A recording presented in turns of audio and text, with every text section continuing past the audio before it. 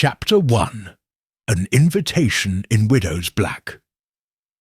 The late morning sun streamed weakly through the high mullioned windows of 33 Upper Wimpole Street, casting long, pale patches of light across the polished oak floor. A fine dust motes danced in the subdued glow, disturbed only by the soft click of heels on wood and the hush of voices low enough to remain private. Hercule Poirot, impeccably turned out in his charcoal morning coat and silk cravat, stood in the breadth of the entrance hall, his little grey cells already racing. He had arrived at the invitation of the recently widowed Mrs. Geraldine Ashcroft, but the summons, conveyed in exquisite copperplate, left him in suspense regarding both place and purpose.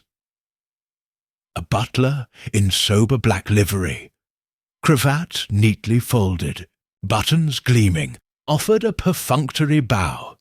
"Monsieur Poirot, Mrs. Ashcroft will see you in the drawing-room." He led the way down a corridor lined with the portraits of stern-faced ancestors, their watchful eyes a silent commentary on the coming encounter. The drawing-room was an elegant yet sombre space. Heavy damask curtains of deep burgundy curtained, high windows, rich Persian carpets muffled footsteps, and a monumental marble fireplace loomed at one end, its hearth cold for lack of recent flames. Plush armchairs and a chaise longue were arranged around a low writing desk, and upon its gleaming surface lay the token of Poirot's visit, a small, leather-bound notebook and a fine silver paper knife. But his attention was drawn most of all to the solitary figure seated before him. Mrs. Geraldine Ashcroft was a tall woman of striking dignity, still clad in the austere mourning that society demanded of a widow. Her jet-black dress was impeccably tailored, its long lines accentuating the graceful curve of her shoulders. A veil of fine tulle lay limply about her, half concealing her pale, finely sculpted face. Her dark hair, once a cascade of chestnut, waves had been restrained in a glossy knot at the nape of her neck. She rose at his entrance, extending a slender hand cloaked in black kid gloves. "Monsieur Poirot, thank you for coming so promptly," she said, her voice steady but with an undercurrent of tension. She motioned him to a seat upon a chair of carved walnut. I hardly know how to begin." Poirot inclined his head, folding his hands with perfect poise. "Madame, you are in your own home. Speak as you wish. I shall listen attentively." She sank back, fingers nervously twisting the edges of a lace handkerchief. "It is my late husband, you see, Charles Ashcroft. He died 3 weeks ago, just after our 10th wedding anniversary. At first, the doctor pronounced it a heart attack, but I have reasons that compel me to believe he did not die by natural causes." Poirot's sharp grey eyes fixed upon her. "Madame, what are these reasons?" She swallowed, steadying herself. "He was vigorous, Monsieur Poirot. At 42, he showed no sign of illness. The morning he died, he took his customary walk in the garden, returned for breakfast, and complained only of a slight headache. I fetched the doctor as soon as he collapsed, but even then I thought his pallor too sudden. His eyes glassy, as though his very soul had fled. And yet there was something more. In the study, his sanctum, there lay a single playing card, face down upon his writing table. "Tell me more," Poirot prompted. She glided to the French doors that opened onto the garden and pushed them open. A breath of spring air drifted in, fragrant with wisteria. "It was the Queen of Spades, monsieur. placed deliberately upon his papers. No other card, no writing, nothing to explain its presence. Poirot leaned forward, eyes narrowing thoughtfully. "And you discovered this card upon entering the room?" "Yes. Father Thomas, our family chaplain, and I went to pray beside him. He noticed the card first. We thought it an odd and cruel jest until I learned of my husband's private affairs." "Aha," Poirot murmured. "Please continue." She turned back to face him, pained expression drawn. "Charles was not a man without enemies, I have learned. In his work as a solicitor, he handled cases both delicate and dangerous. Libel suits, hostile divorces, the settlement of vast estates. Many lost fortunes and reputations under his pen. Yet I cannot believe any of them would stoop to murder." Poirot tapped his fingertips together. "Madame, one need not wish to murder to kill. A discreet poison, for instance." Her hands clenched. "I thought of that. The coroner's report mentions no poison. All blood tests were negative. The medical examiner did not suspect foul play, since the heart attack appeared genuine." She forced a wan, anxious smile. "But I have heard of poisons so subtle no ordinary analysis detects them." Poirot's eyebrows rose. "Indeed, but there are other means, mechanical, electrical, even theatrical. Was anything amiss that morning? A misplaced object, a peculiar light?" She raked a hand through her hair, brushing stray tendrils back into place. "Yes, in the late afternoon before his death, Charles received an anonymous note, delivered by hand, a single folded sheet with the words, 'The Widow's Game,' written in crimson ink. He laughed it off, said it was a prank. But now I realize it must have meant something more." Poirot made a quick note in his notebook. "The Widow's Game, an intriguing phrase. Do you know of its meaning?" She shook her head, tears glistening. "No, I could not find any reference. My husband burned the note immediately afterward. He said he would investigate quietly, but that night he was found dead." A heavy silence fell.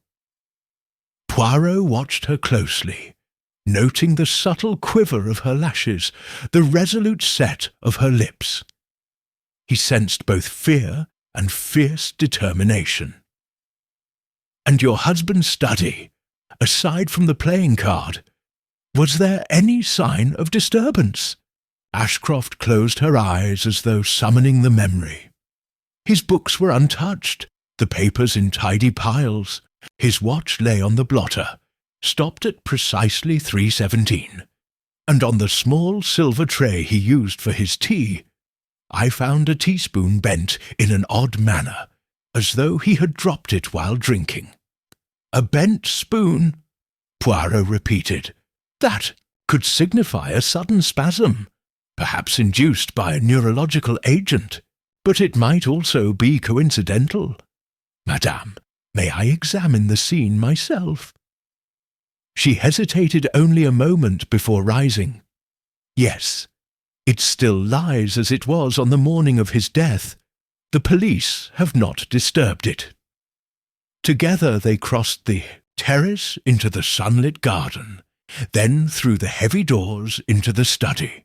The room was panelled in polished oak, lined with shelves of leather-bound volumes, and dominated by a massive desk of English walnut.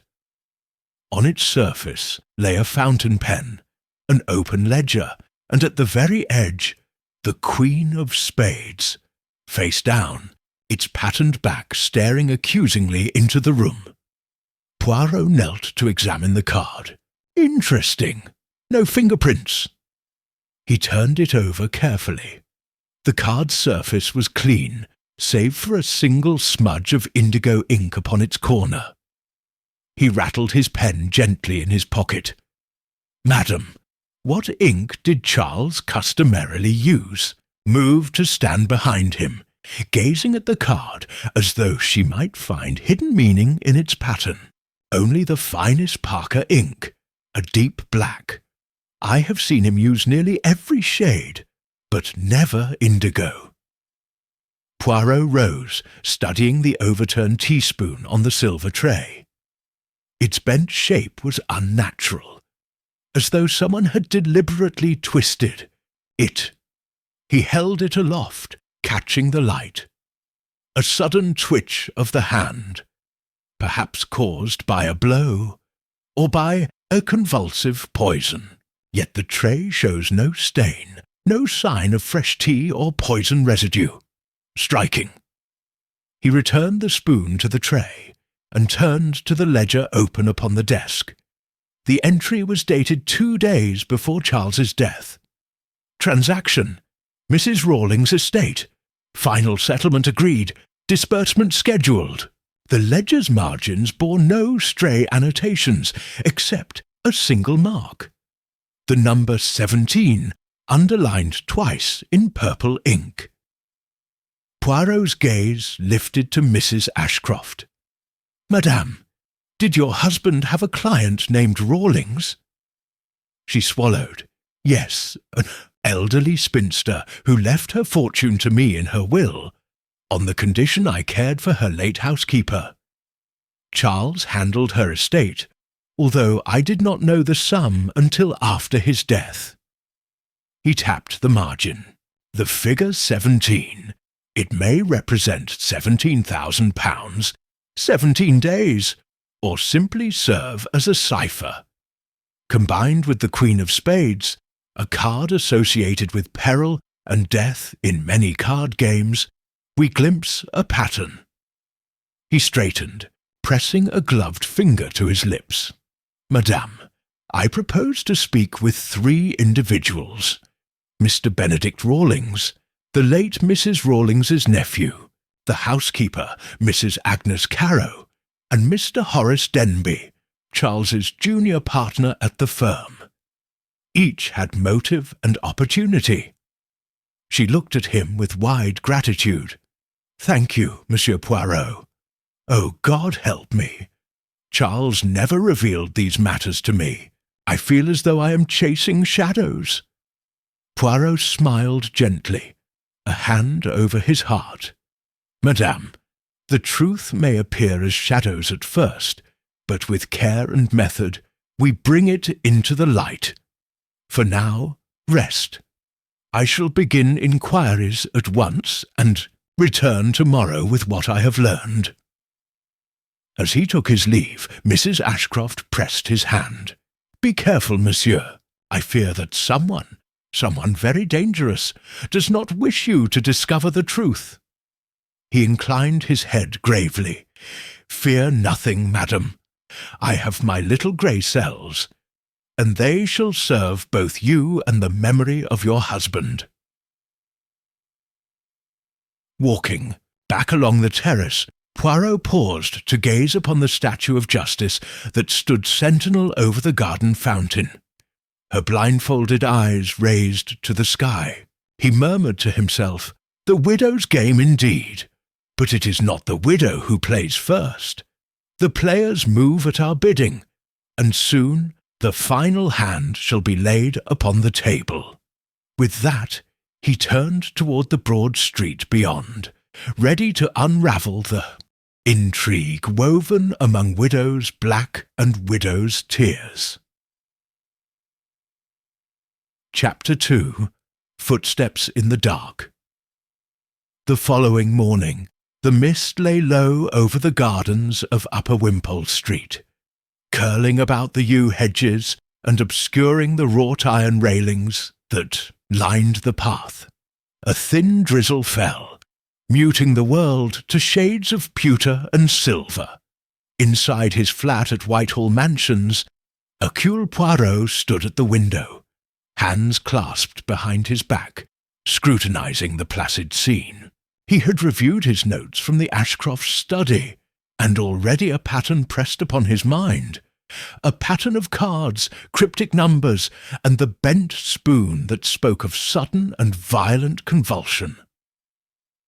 At precisely 9:30, the doorbell rang.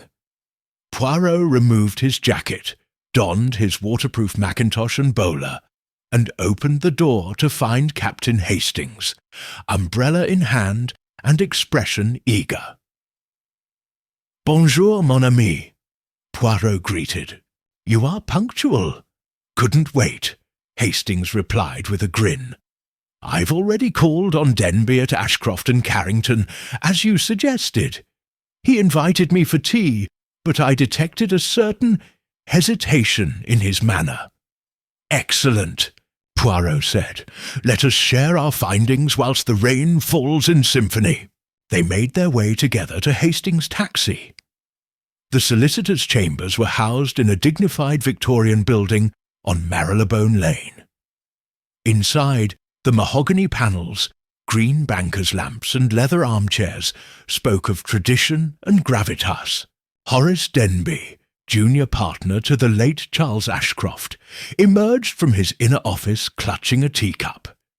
His face was pale, the corners of his mouth drawn tight. "Captain Hastings," Denby said, offering a stiff bow. "Inspector Poirot, I trust you are well." Poirot inclined his head. "Thank you, monsieur. Please, may we sit?" They exchanged greetings and seated themselves around a small coffee table, where Denby poured a fresh pot of Earl Grey.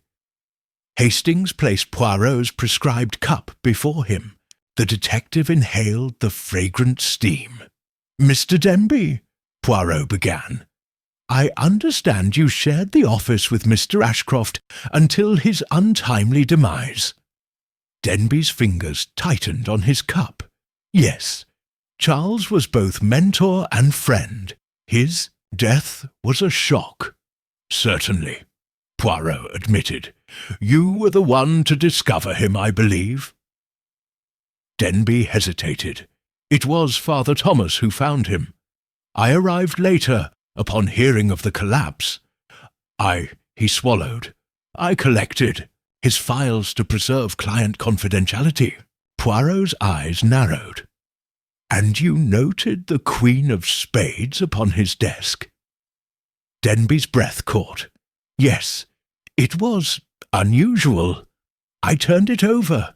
It bore no inscription, only that smear of ink." "Indigo, I believe," Poirot said. "Does your firm employ any correspondence in that shade?" Denby's lips thinned. "No, but I recall seeing Mrs. Carrow, his housekeeper's assistant, using a fountain pen with unusual ink to transcribe ledgers. She had deep blue handwriting." Hastings leaned forward. "She uses indigo for emphasis, apparently. I questioned her on it at 8 a.m. She seemed startled when I mentioned your name, sir." Denby's gaze flicked to Hastings. "Agnes Carrow. She's a quiet soul. Her mother died under the Ashcrofts' employ. Agnes has worked here for years." "Indeed," Poirot said. "Yet your firm's ledger, the entry for Mrs. Rawlings's estate, bore that number 17 in the margin. Did you note that?" Denby nodded. "It signified 17,000, the estate's final settlement. The Rawlings fortune passed to Mrs. Ashcroft, as per the will. Charles and I recorded it together." "Precisely," Poirot murmured. "And it is this sum, and the card, that link the widow's game to you both. But consider this. If Charles was killed for money, the motive would be to intercept that payment. Who stands to benefit from misdirecting it?" Denby's face paled. I confess Charles planned to change the bequest at the last moment. He confided in me that he feared someone in Mrs. Ashcroft's circle sought the money. He hinted at collusion between Mrs. Ashcroft and perhaps her solicitor." Hastings's eyebrows shot up. You mean you suspected your own partner? Denby closed his eyes. He spoke of letters in purple ink, of the widow's game note, and of the card as a warning. He thought the will might be retouched. He shivered. I did not want to believe it, but when I arrived that morning, I feared the worst. Poirot rose. Thank you, Mr. Denby. Pray remain available. Your testimony may prove crucial. Denby bowed, his features drawn with worry. Of course, detective. Out in the drizzle, Hastings and Poirot stood beneath a lamp-post to compare notes. Nosy. Rattled, Hastings observed. Denby clearly feared Charles's suspicions. He admitted Ashcroft considered a change, which suggests someone close wanted the Rawlings' inheritance. Yet, Poirot said, Denby denies malice.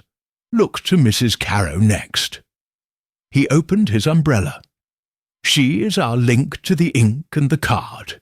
Hastings hailed another taxi, and they drove to the modest cottage behind the Ashcrofts' house, where Agnes Carrow lived. The rain plastered her dark curls to her forehead as she opened the door. Detective Poirot, she said, voice subdued. Captain Hastings. She looked anxious. I heard Mr. Denby spoke with you. Madame, Poirot said gently, we wish only to understand the events that led to Mr. Ashcroft's death. You used indigo ink. Why? She hesitated. I mark deadlines in that ink so they stand out. When Mr. Ashcroft asked for the Rawlings papers, I did not question him. Nevertheless, Poirot continued, the ink smudge on the card indicates you handled it. Did you deliver that card? Agnes's pale lips parted. No, I would never.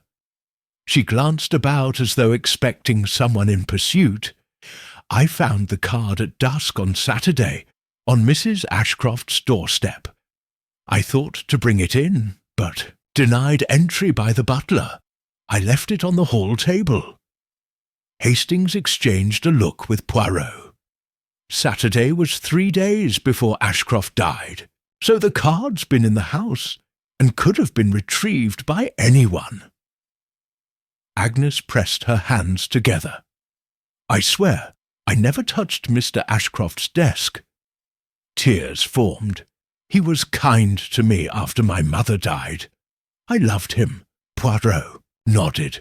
Your loyalty is admirable, yet your confession narrows our suspects to those with access, the butler, the chaplain, or Mrs. Ashcroft herself.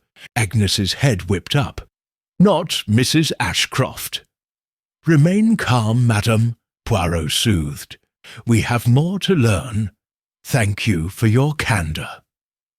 With that, he and Hastings retired into the rain. They returned to Upper Wimpole Street.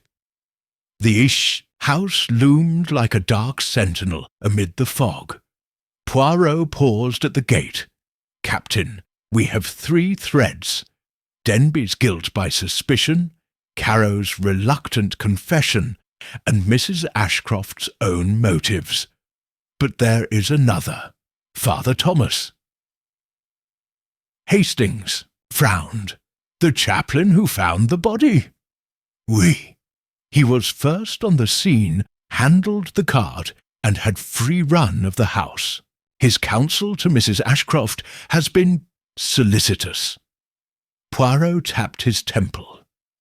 Mon ami, time to meet the man of God.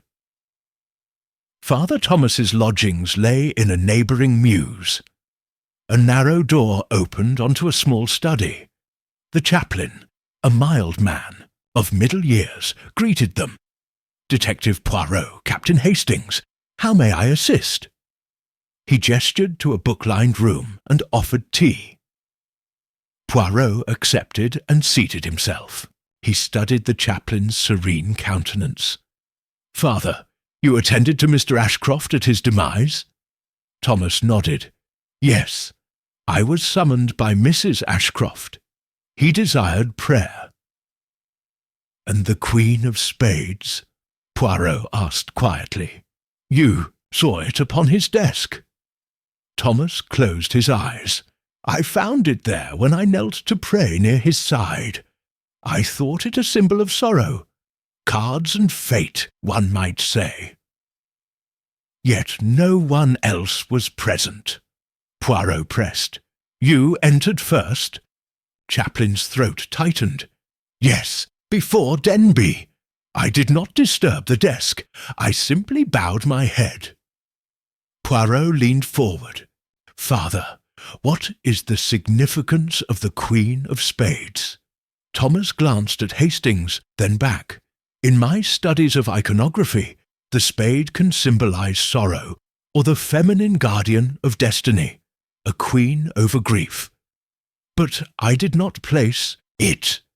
Poirot's look was piercing. "Have you ever used indigo ink?" Thomas blinked. "Ink?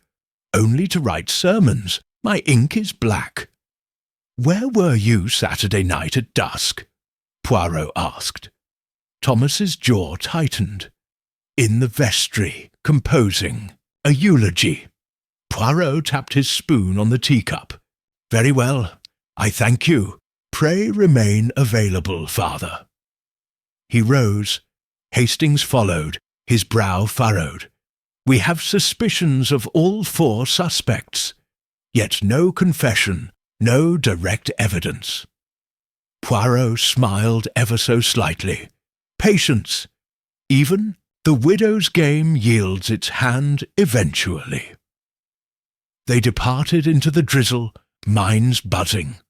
The case had grown thorny. Denby's possible embezzlement plot, Carrow's ink admission, Ashcroft's own secret note, and the chaplain's proximity. Yet at the centre remained Mrs. Ashcroft, the grieving widow whose invitation had begun it all.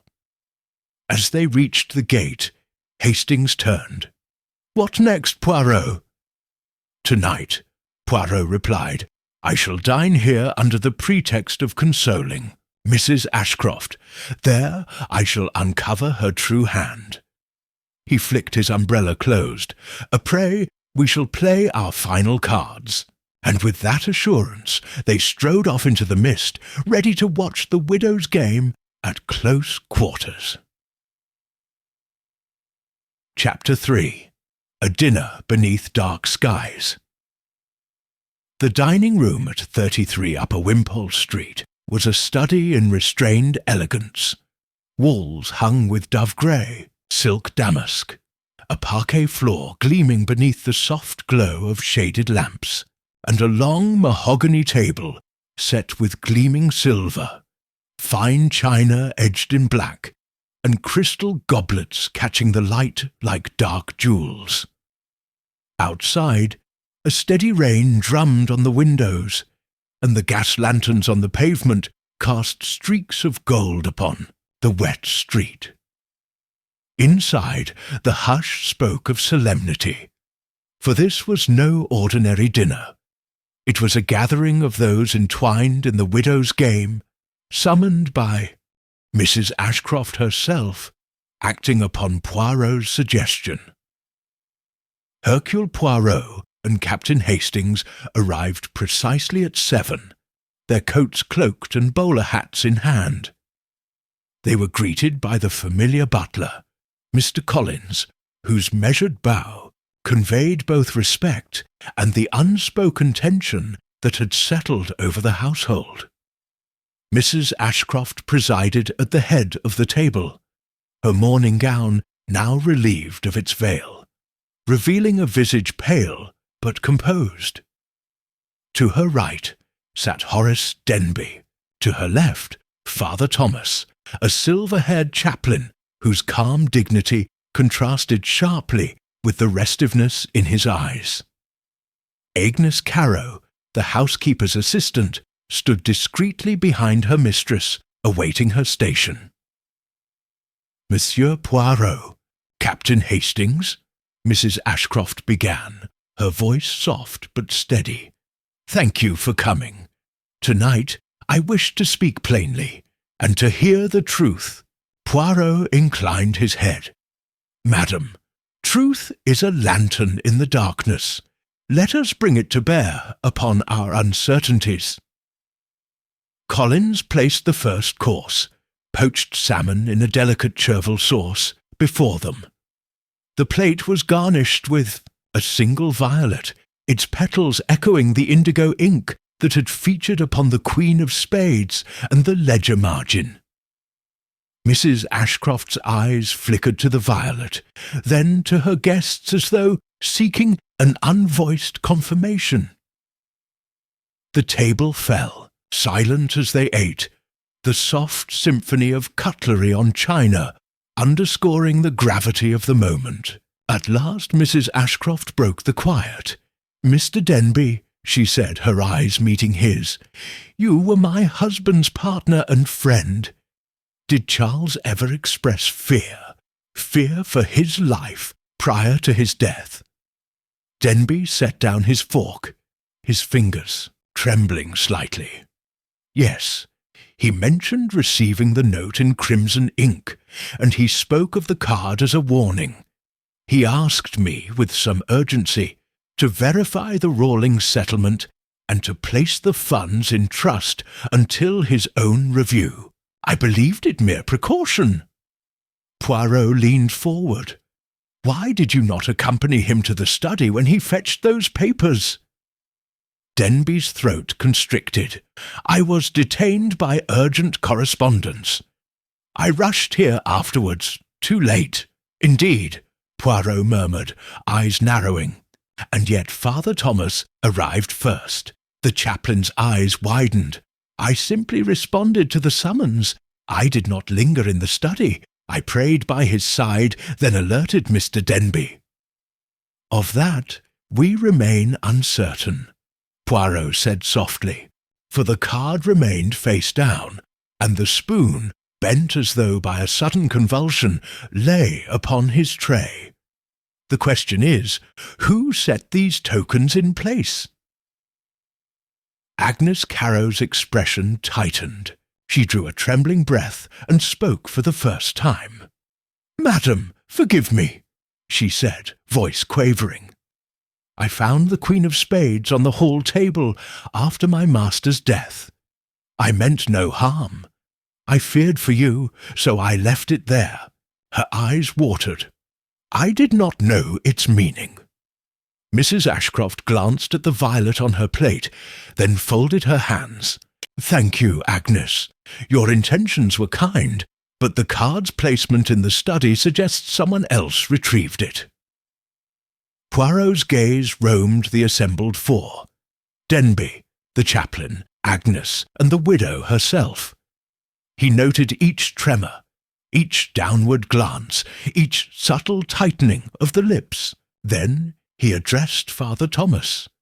"Father, you spoke of prayer, yet you returned alone to the hall instead of assisting Mrs. Ashcroft. Why?" Thomas's voice was steady despite the tension. "I sought the note in crimson ink to see if it could guide us to the culprit. I found it in the desk drawer and burned it in the fireplace. I did not wish it to alarm Mrs. Ashcroft further." He glanced at the table's small silver ashtray, which remained empty. "I burned the note in my chambers later."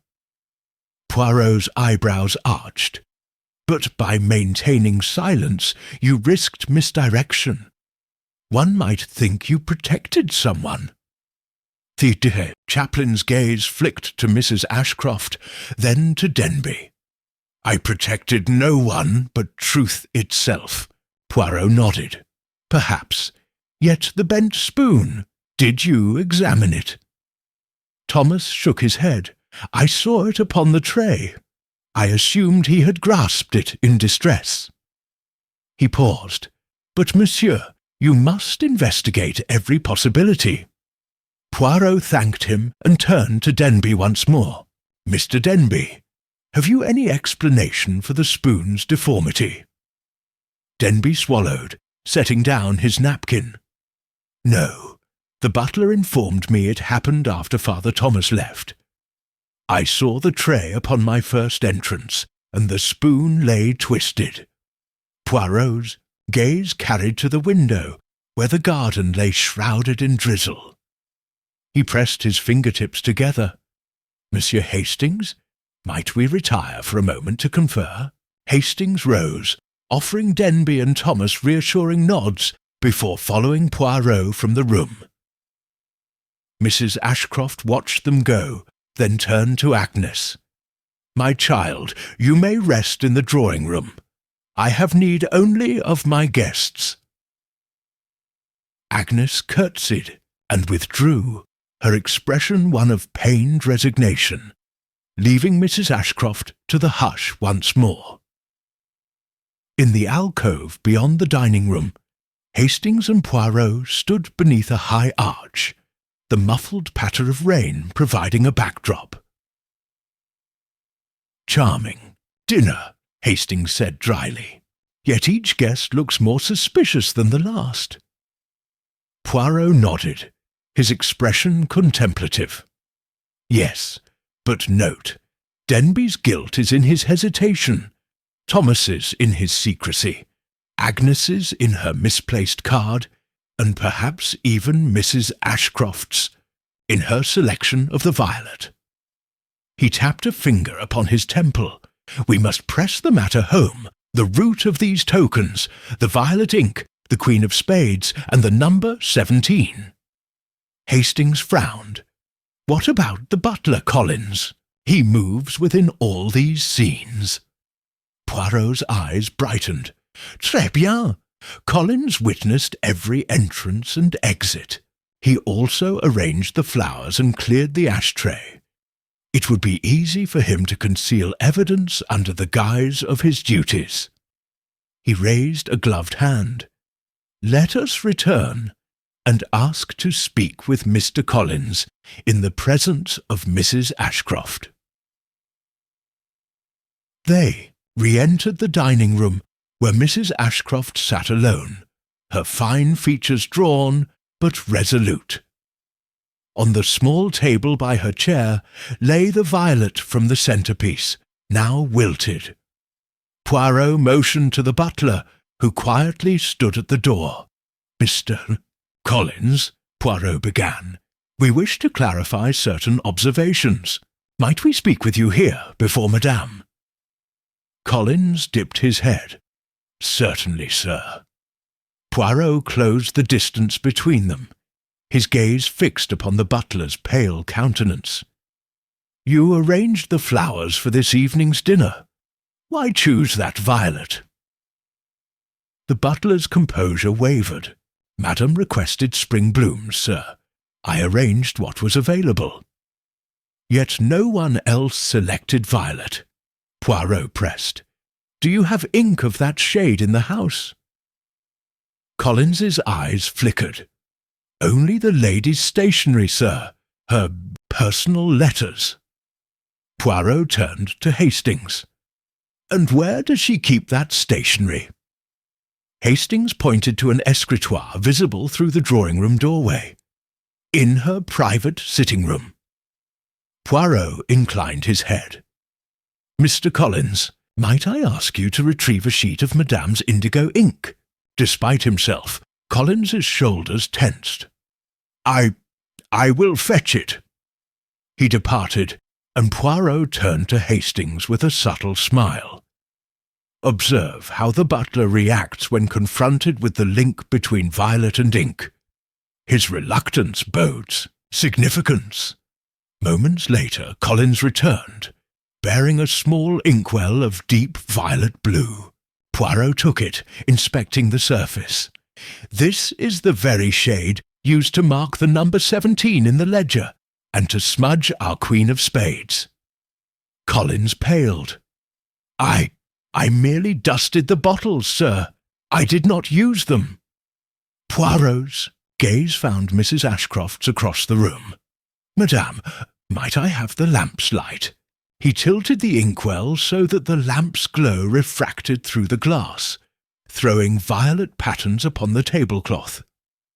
Mrs. Ashcroft sounded steady. "You may." The violet prisms danced upon the spotless cloth, and Poirot turned back to Collins. "We have the tools, the card, the ledger, the violet ink, all emanating from this house. But note, the inkwell was stationary until disaster struck, then appeared mysteriously in the dining room. Collins, will you explain how you came to handle Madame's stationery this evening, but not earlier?" The butler swallowed. He glanced at Mrs. Ashcroft, then at Denby and Thomas, who had quietly re-entered at Poirot's request. Under their curious stares, Collins's composure cracked. Madame asked me to dust the shelves in her private room before dinner," he stammered. "I did not think them of interest." His gaze dropped to his polished shoes. "When the violet was missing from the centrepiece, I fetched fresh ones and carelessly placed that single flower on the salmon to match the colour." Poirot's smile was serene. "And you, sir, possessed both motive and opportunity to deliver the card and apply the smudge. Yet why?" Collins trembled. "I loved Madame Ashcroft," he whispered. "Her husband neglected her. I sought to warn her. The widow's game. I demanded her attention." His voice broke. "I did not intend murder." A stunned silence followed, broken only by the ticking of a clock on the mantel. Mrs. Ashcroft rose, her eyes red but steady. "Collins," she said softly, "you violated trust, but you meant to protect me." She stepped to his side, placing a gloved hand upon his arm. "I forgive you." Poirot inclined his head. "Your grace is magnanimous. Yet the matter of the bent spoon and the convulsive heart remains. Who administered the final blow?" Denby stepped forward, face ashen. I feared divorce and scandal would ruin us all. I confronted Charles in the study to demand renunciation of the Rawlings bequest. He refused. In anger, I struck him with the spoon. Gasps filled the room. Denby continued, voice trembling. "I did not intend to kill, only to force his hand. He fell against a table, struck his chest on the edge, and collapsed. I panicked. I left the card as a warning and fled." Hastings closed his eyes in disbelief. Mrs. Ashcroft covered her mouth in shock. Only Poirot remained composed. "Mr. Denby, you have confessed under the weight of emotion. I shall inform the authorities at once." He turned to Mrs. Ashcroft. "Madame, you may rest, and let justice take its course." As the storm raged outside, the gathering in that hushed dining room bore witness to the final reveal. That love, jealousy, and ambition had conspired to darken the widow's game, and that only method, compassion, and a careful cup of tea could illuminate the path to truth. Chapter 4. Ripples Through Widow's Court. A pale dawn light filtered through the tinted glass of 33 Upper Wimpole Street, illuminating the quiet aftermath of revelations that had shattered the household's equilibrium the night before. The rain-slicked pavement glimmered beyond the tall sash windows, while inside the grand drawing-room remained solemnly still, its crimson damask curtains drawn back as though in deference to the new day. Hercule Poirot, standing by the tall mirror beside the fireplace, studied his reflection. Neat morning coat, immaculate cravat, and eyes, those little grey cells, already deep in thought about the consequences of what he had uncovered. The confession of Horace Denby, revealed beneath the gaslight over dinner's final courses, had set in motion a sequence of events that now demanded resolution. Denby had admitted striking Charles Ashcroft in anger over his threatened redirection of the Rawlings' inheritance, then panicking as his partner collapsed. The card, the indigo smudge, the bent teaspoon, each token had borne Denby's unwitting signature. Now, as the household stirred to face the day, it fell upon Poirot to guide them through the emotional, moral, and legal ripples that would extend far beyond the intimacy of their drawing-room. A firm knock sounded in the silence. Poirot turned and opened the ornate French doors to admit Inspector Richards, the officer in charge of Denby's arrest. The inspector's features were grave, but respectful. "Monsieur Poirot," Richards bowed. "The constables await in the hall. Mr. Denby is prepared to accompany us to Scotland Yard for formal charges." Poirot inclined his head. "Very well, Inspector.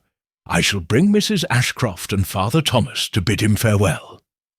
He stepped back into the room and raised a hand for calm.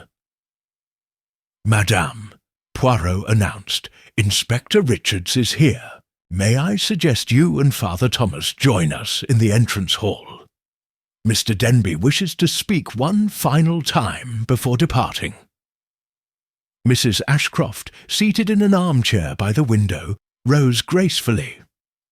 Her black morning gown, once a fabric of unyielding grief, now seemed a mantle of quiet strength. Father Thomas, standing nearby, folded his hands in solemn anticipation. In the marble-floored entrance hall, Denby waited with Collins, the butler standing at discreet attention.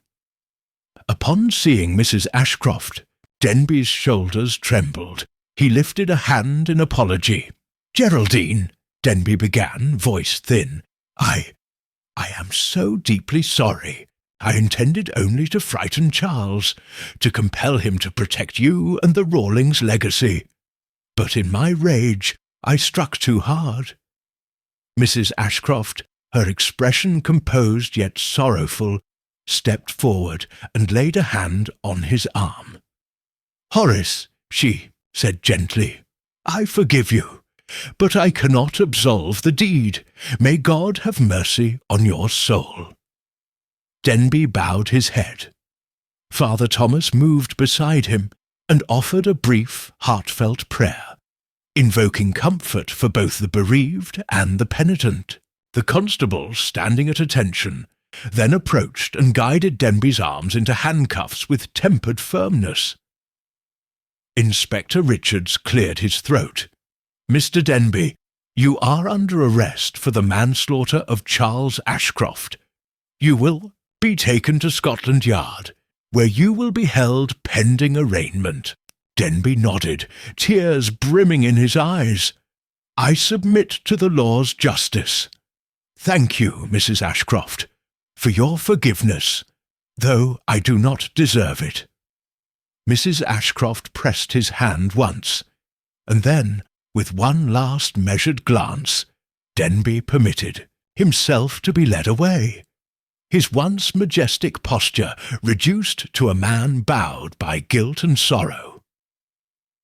With Denby departed, 33 Upper Wimpole Street seemed to exhale. The household resumed its routine with an air of hushed reverence. Collins oversaw breakfast in the morning-room. Simple boiled eggs, buttered toast, tea, as if offering sustenance to souls wearied by grief. Agnes Carrow, the housekeeper's assistant, moved quietly among the silver trays, her face pale but resolved. Poirot entered and took a seat beside Mrs. Ashcroft and Father Thomas at the small round table by the window. He poured each of them tea from a silver pot. "Madam," Poirot began, "Horace Denby has confessed and is in custody. Yet the matter of motive extends beyond a single act of rage. I suggest we review the estate's arrangements. so that any remaining questions, financial or otherwise, may be laid to rest. Mrs. Ashcroft nodded. Yes, Monsieur Poirot. I inherited the Rawlings fortune. I must ensure that my late husband's wishes are honoured without stain. Father Thomas added gently, The documents must reflect the truth of Charles's intentions. Transparency will honour his memory and protect Geraldine's reputation. Poirot tapped his spoon lightly on the saucer. Precisely. I will retrieve the original will and ledger from your study, madam, so we may review them together. He rose and retrieved from a small leather satchel a bound set of papers. Official copies of the Rawlings will, redacted only where privacy was required, and the Ashcroft ledger entries, including the fateful 17-line. Returning to the table, he placed them before Mrs. Ashcroft. Observe here, he indicated, the original clause bequeathing Mrs. Rawlings's estate to you on condition that you maintain the household and honour her memory. Your husband intended a trust arrangement for the funds, denoted by the marginal 17 and our violet hue. Denby's intervention sought to hijack those funds for reasons of personal debt. Mrs. Ashcroft perused the documents, her brow clearing as she internalized each detail. Horace misunderstood Charles's plan, she murmured. He did wish to secure funds to endow a charitable foundation in memory of Mrs. Rawlings, something Horace never appreciated. Poirot inclined his head. Indeed, and now that the true design is clear, you may proceed with full confidence. I recommend commissioning the trust immediately, so that the edict of Mr. Rawlings's will is executed without further question. Over the next 2 hours, Poirot assisted Mrs. Ashcroft and Father Thomas in drafting the formal trust documents. Collins brought in fresh ink and stationery. Agnes, summoned for her transcription skill, copied the final signatures in elegant script. The chapel-like hush of the study was punctuated only by the scratching of quill on paper and the occasional crackle of the fireplace. At last, with documents signed and sealed, they stepped back to admire their work. Father Thomas blessed the gathering, offering a prayer for Charles Ashcroft's soul and for the good that would flow from his final wishes. Mrs. Ashcroft closed the ledger with a sigh of relief. Thank you, Monsieur Poirot. I feel as though a weight has been lifted. Tonight I shall sleep without dread. Poirot gave a small bow. I am glad, madame. Justice and charity now walk hand in hand, a fitting tribute to your husband.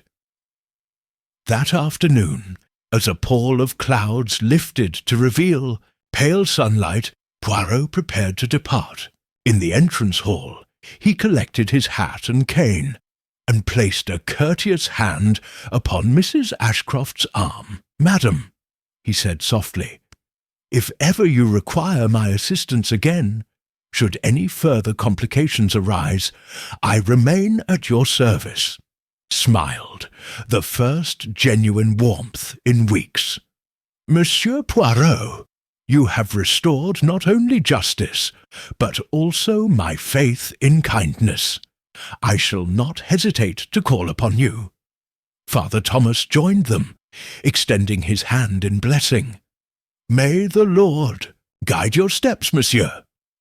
With final farewells, Poirot and Hastings passed into the cool afternoon air. Hastings propped his umbrella in his gloved hand, looking back at the stately townhouse that had borne witness to so much sorrow and revelation. Well, Hastings said with a wry grin, another case closed, another household set to rights. Poirot smiled, his moustache twitching in content. "And another tapestry of human hearts laid bare, Captain. The widow's game ended not with trickery, but with confession, forgiveness, and the quiet spirit of charity. They walked down Upper Wimpole Street, the sun breaking through in slender rays, casting long, triumphant shadows ahead of them. As they turned the corner toward Harley Street, Poirot paused to look back just once, then placed his hand to his heart in a gesture of respect. For the widow, for her late husband, and for the delicate justice that had balanced grief with grace.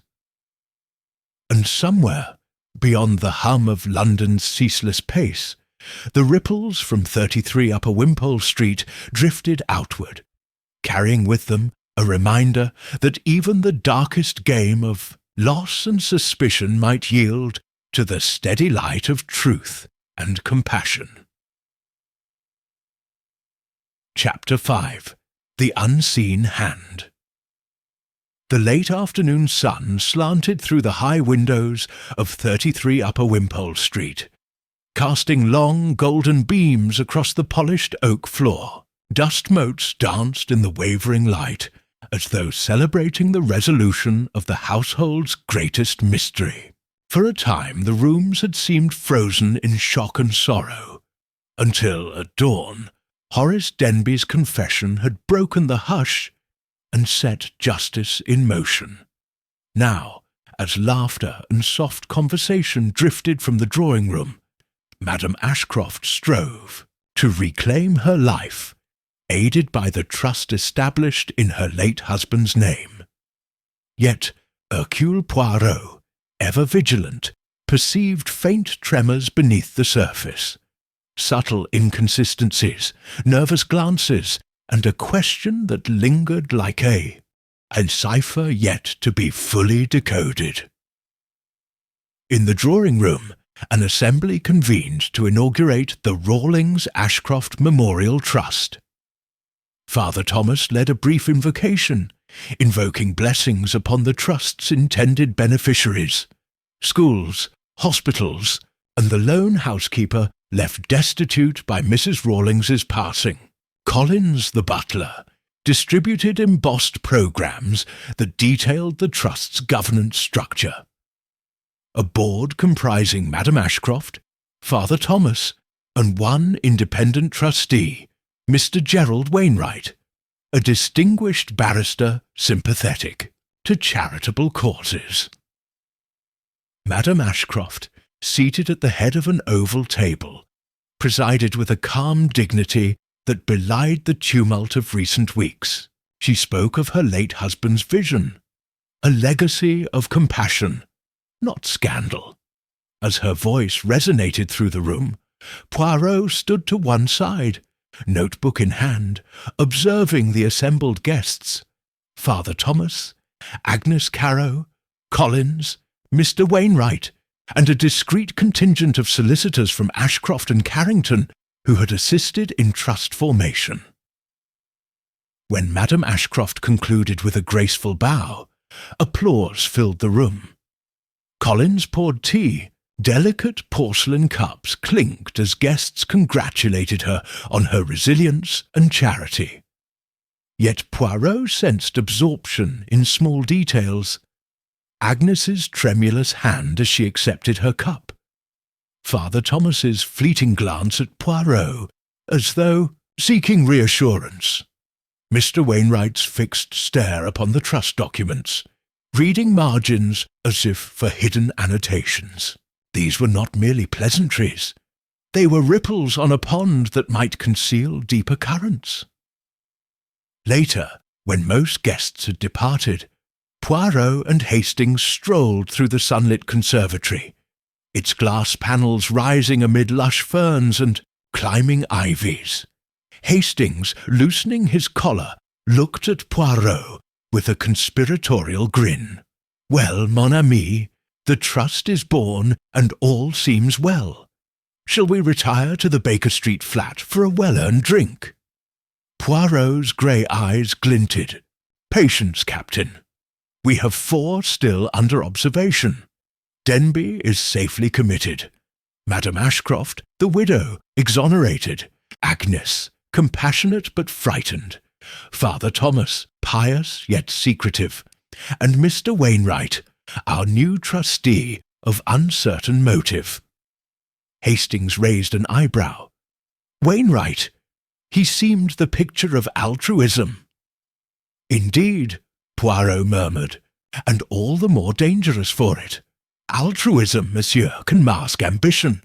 We must learn why he insisted on a 3-person board, and why he alone was named external trustee.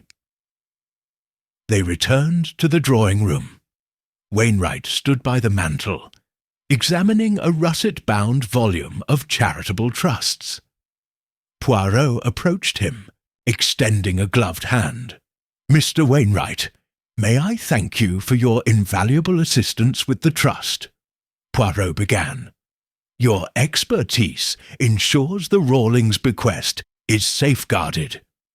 Wainwright inclined his head. "I am honoured, detective. Mrs. Ashcroft's cause is noble, and the trust's structure will endure." Poirot studied him. "Curious, though, that you recommended the addition of a discretionary reserve fund, something not mentioned in the original will." Wainwright's brow flickered. "The reserve fund is common practice among large trusts, to provide flexibility for emergent needs. Perhaps," Poirot conceded, "yet it also grants the board discretion to redirect funds should the need or inclination arise. A power not lightly given." Wainwright set the book aside. "Our motives are simple, detective." Poirot's little grey cells churned.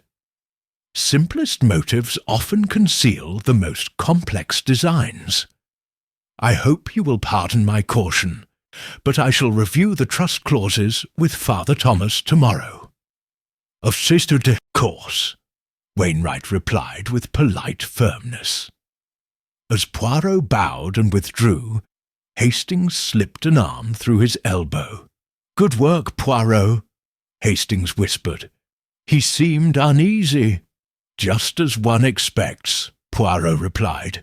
"Let us now speak with Father Thomas and Agnes. There remain threads to follow." In the study, Father Thomas knelt beside the now empty hearth where the widow's game note had burned. The chimney's ash remained undisturbed, preserved for examination. Poirot entered, closing the door softly. "Father," he began, "I wish to revisit our conversation about the note you burned."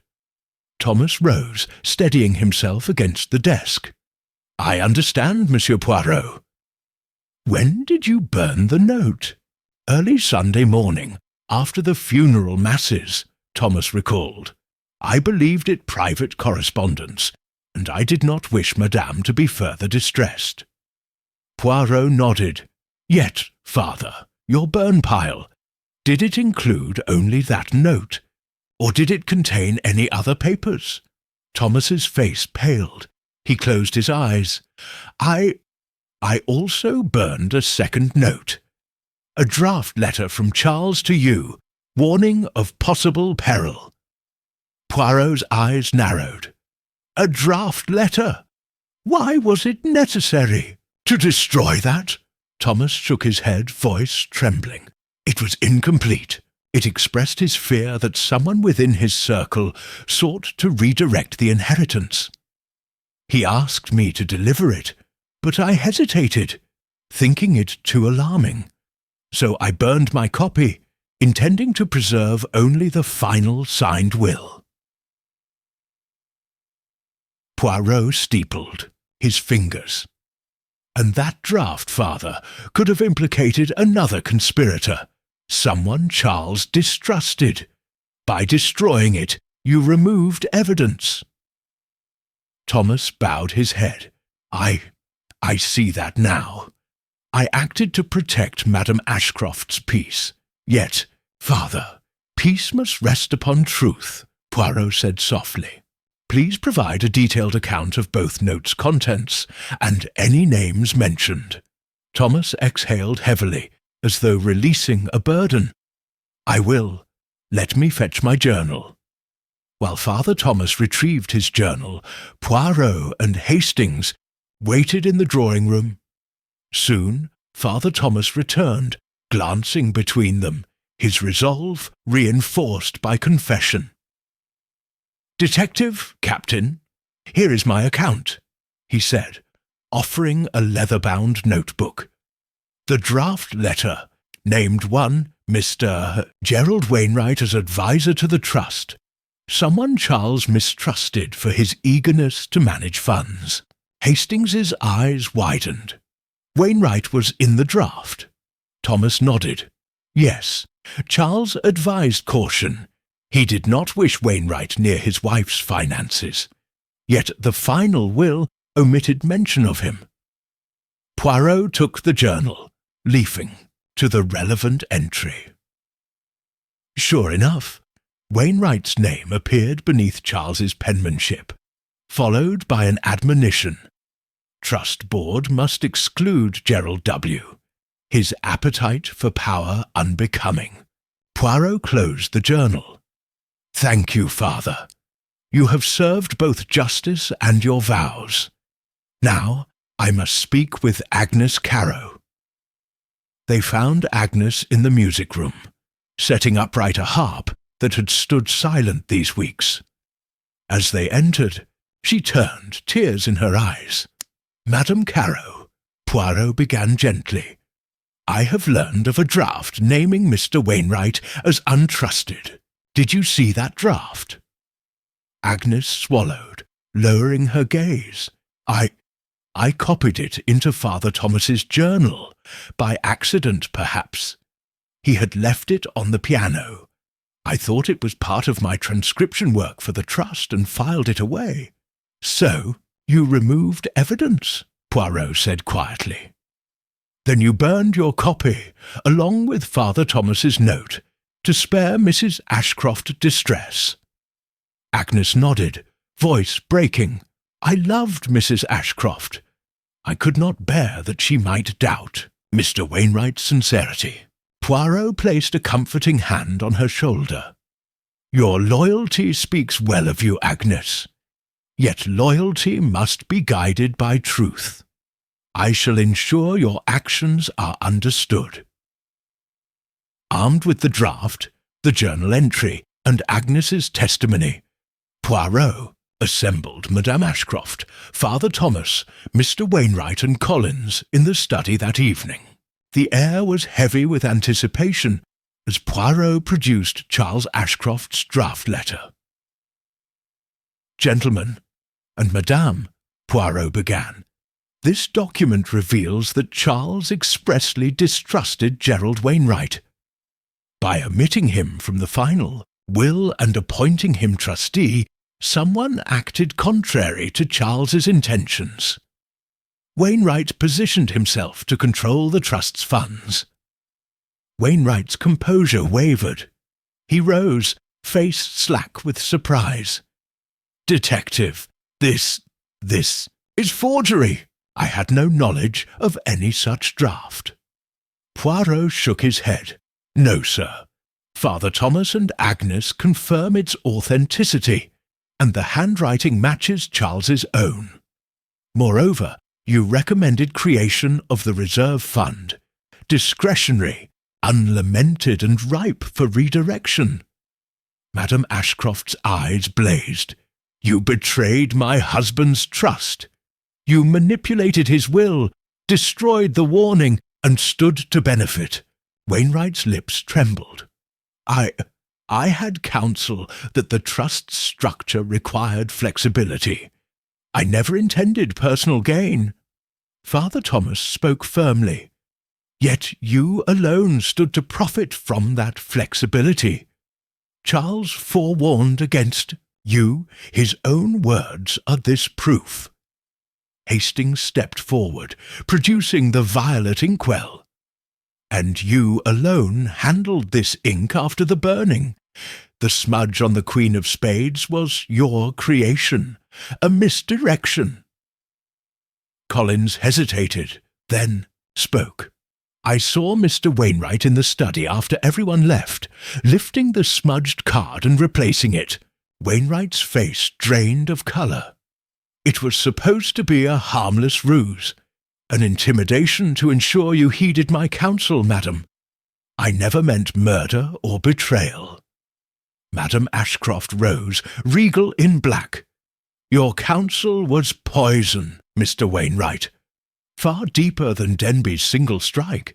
You struck at Charles's heart through inheritance, then sought to conceal your crime. Poirot held up a hand. The matter is now clear. Inspector Richards, please proceed. The next morning, Inspector Richards returned with a warrant.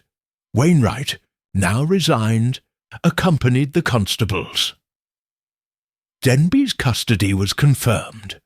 Wainwright's arrest marked the climax of the widow's game, an intricate plot of greed, manipulation, and betrayal.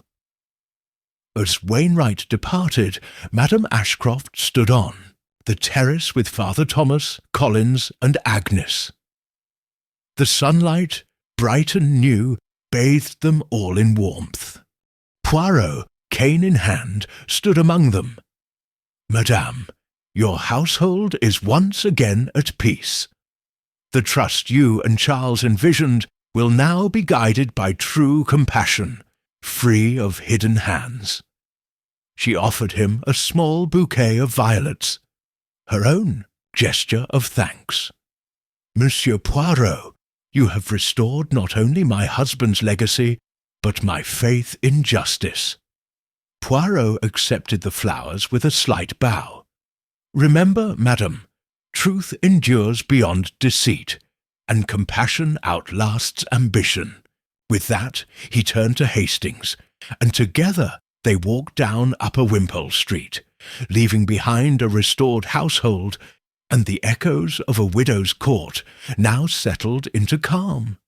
The game had ended, the unseen hand laid bare, and the widow's game concluded in the quiet triumph of truth. Chapter 6.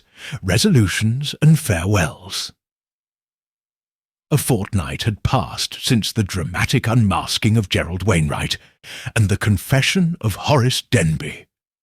The late May sun shone with a gentle warmth over London, and Upper Wimpole Street, once hushed with grief and suspicion, now hummed with new life. Hercule Poirot stood before the grand door of 33, raising a gloved hand to knock, this time as a friend rather than an investigator. The door opened to reveal Collins, the butler, whose sombre livery had been exchanged for a uniform of tasteful grey. He offered a polite bow. Monsieur Poirot, Madame awaits you in the garden. Stepping inside, Poirot crossed the hall and emerged into a courtyard, lush with spring blooms. Roses at their peak, lavender releasing soothing fragrance, and jasmine vines wreathed around trellises. A wrought-iron bench stood beneath a blossoming cherry tree, and there, seated with quiet dignity, was Mrs. Geraldine Ashcroft. "Ah, Monsieur Poirot," she greeted, rising to embrace him. "Thank you for coming." "It is my pleasure, madam," Poirot replied, accepting a delicate teacup Collins held out. "I trust you have enjoyed better days these past weeks." She smiled, eyes shining with renewed hope. "Indeed, the Trust's work begins in earnest. Schools have received grants. The hospital wing construction is underway, and the old housekeeper, Miss Baxter, has been provided a comfortable cottage upon Rawlings estate." She gestured to a lady emerging from the house. Agnes Carrow, now dressed in respectful civility, her grace restored. Agnes smiled shyly and curtsied as Poirot offered his arm. "Agnes," Poirot said warmly. "Your loyalty and courage helped us all." She bowed her head. "I only did what was right." Poirot sipped his tea and turned to Mrs. Ashcroft. "How fares Mr. Denby's situation?" She sighed, though not with bitterness. "His trial concluded yesterday. The judge, mindful of his immediate confession and the provocation by Charles's threats, sentenced him to 2 years' imprisonment with hard labour, less than expected for unlawful killing.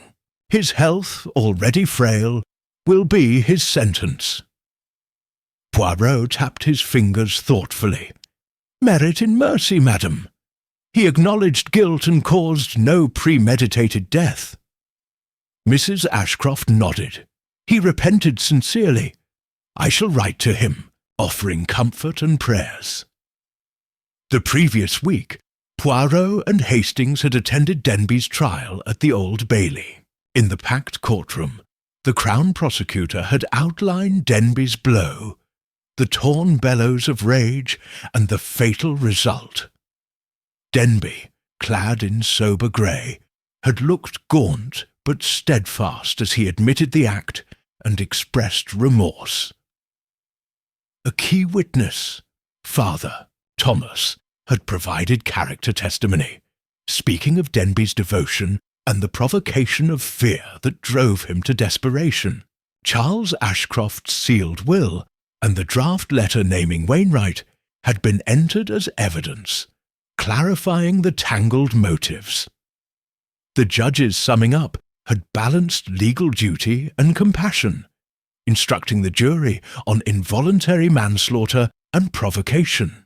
The audience had watched, breath held, as Denby, tears coursing, accepted a sentence that reflected both his crime and his contrition.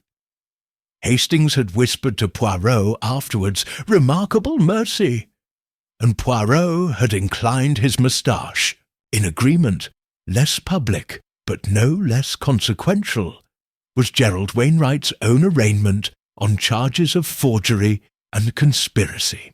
Charged by Scotland Yard with falsifying the trust documents and destroying evidence, he had pleaded guilty to manipulating Charles Ashcroft's will for personal gain.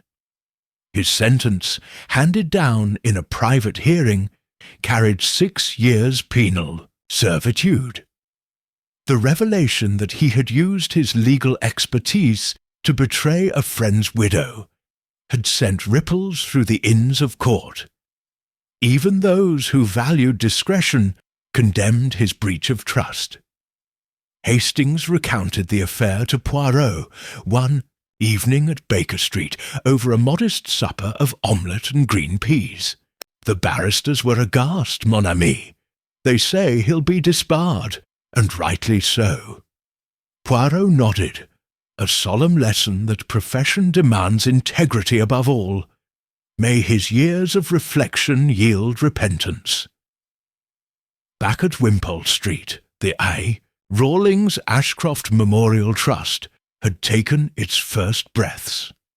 Father Thomas, appointed chairman alongside Mrs. Ashcroft and Mr. Wainwright's replacement, Mr. Gerald Wainwright's position having been rescinded, had convened the inaugural meeting in the Gardens summer house.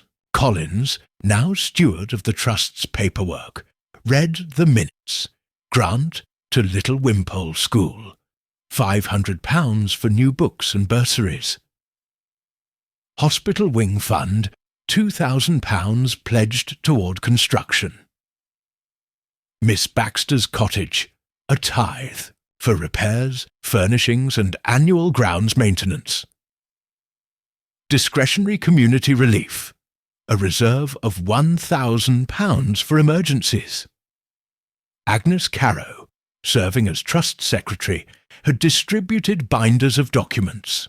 Hastings peeked in to see the dedication on the front page. "In memory of Charles Ashcroft, solicitor, friend, and steward of benevolence." He noted the careful archivist's hand. No trace of violet ink or smudged cards. On a blistering, Thursday afternoon, Poirot visited the Ashcrofts' house once more, summoned for a final courtesy of appreciation.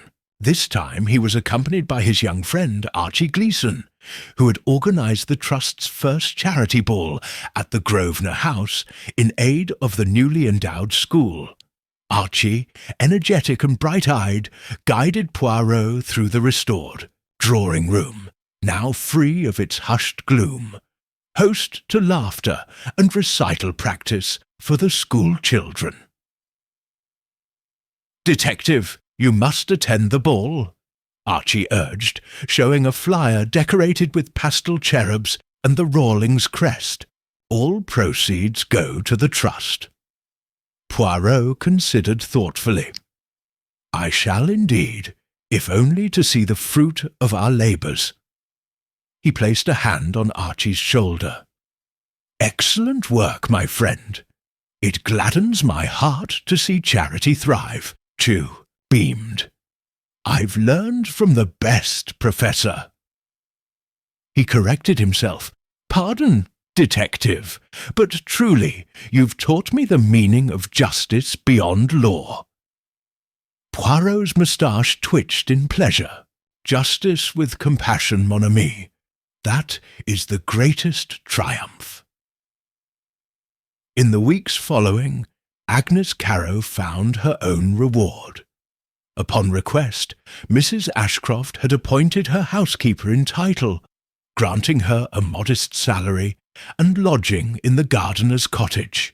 Each Saturday afternoon, Agnes tutored children at the little Wimpole school, vestige of her loyalty now blossoming in new purpose.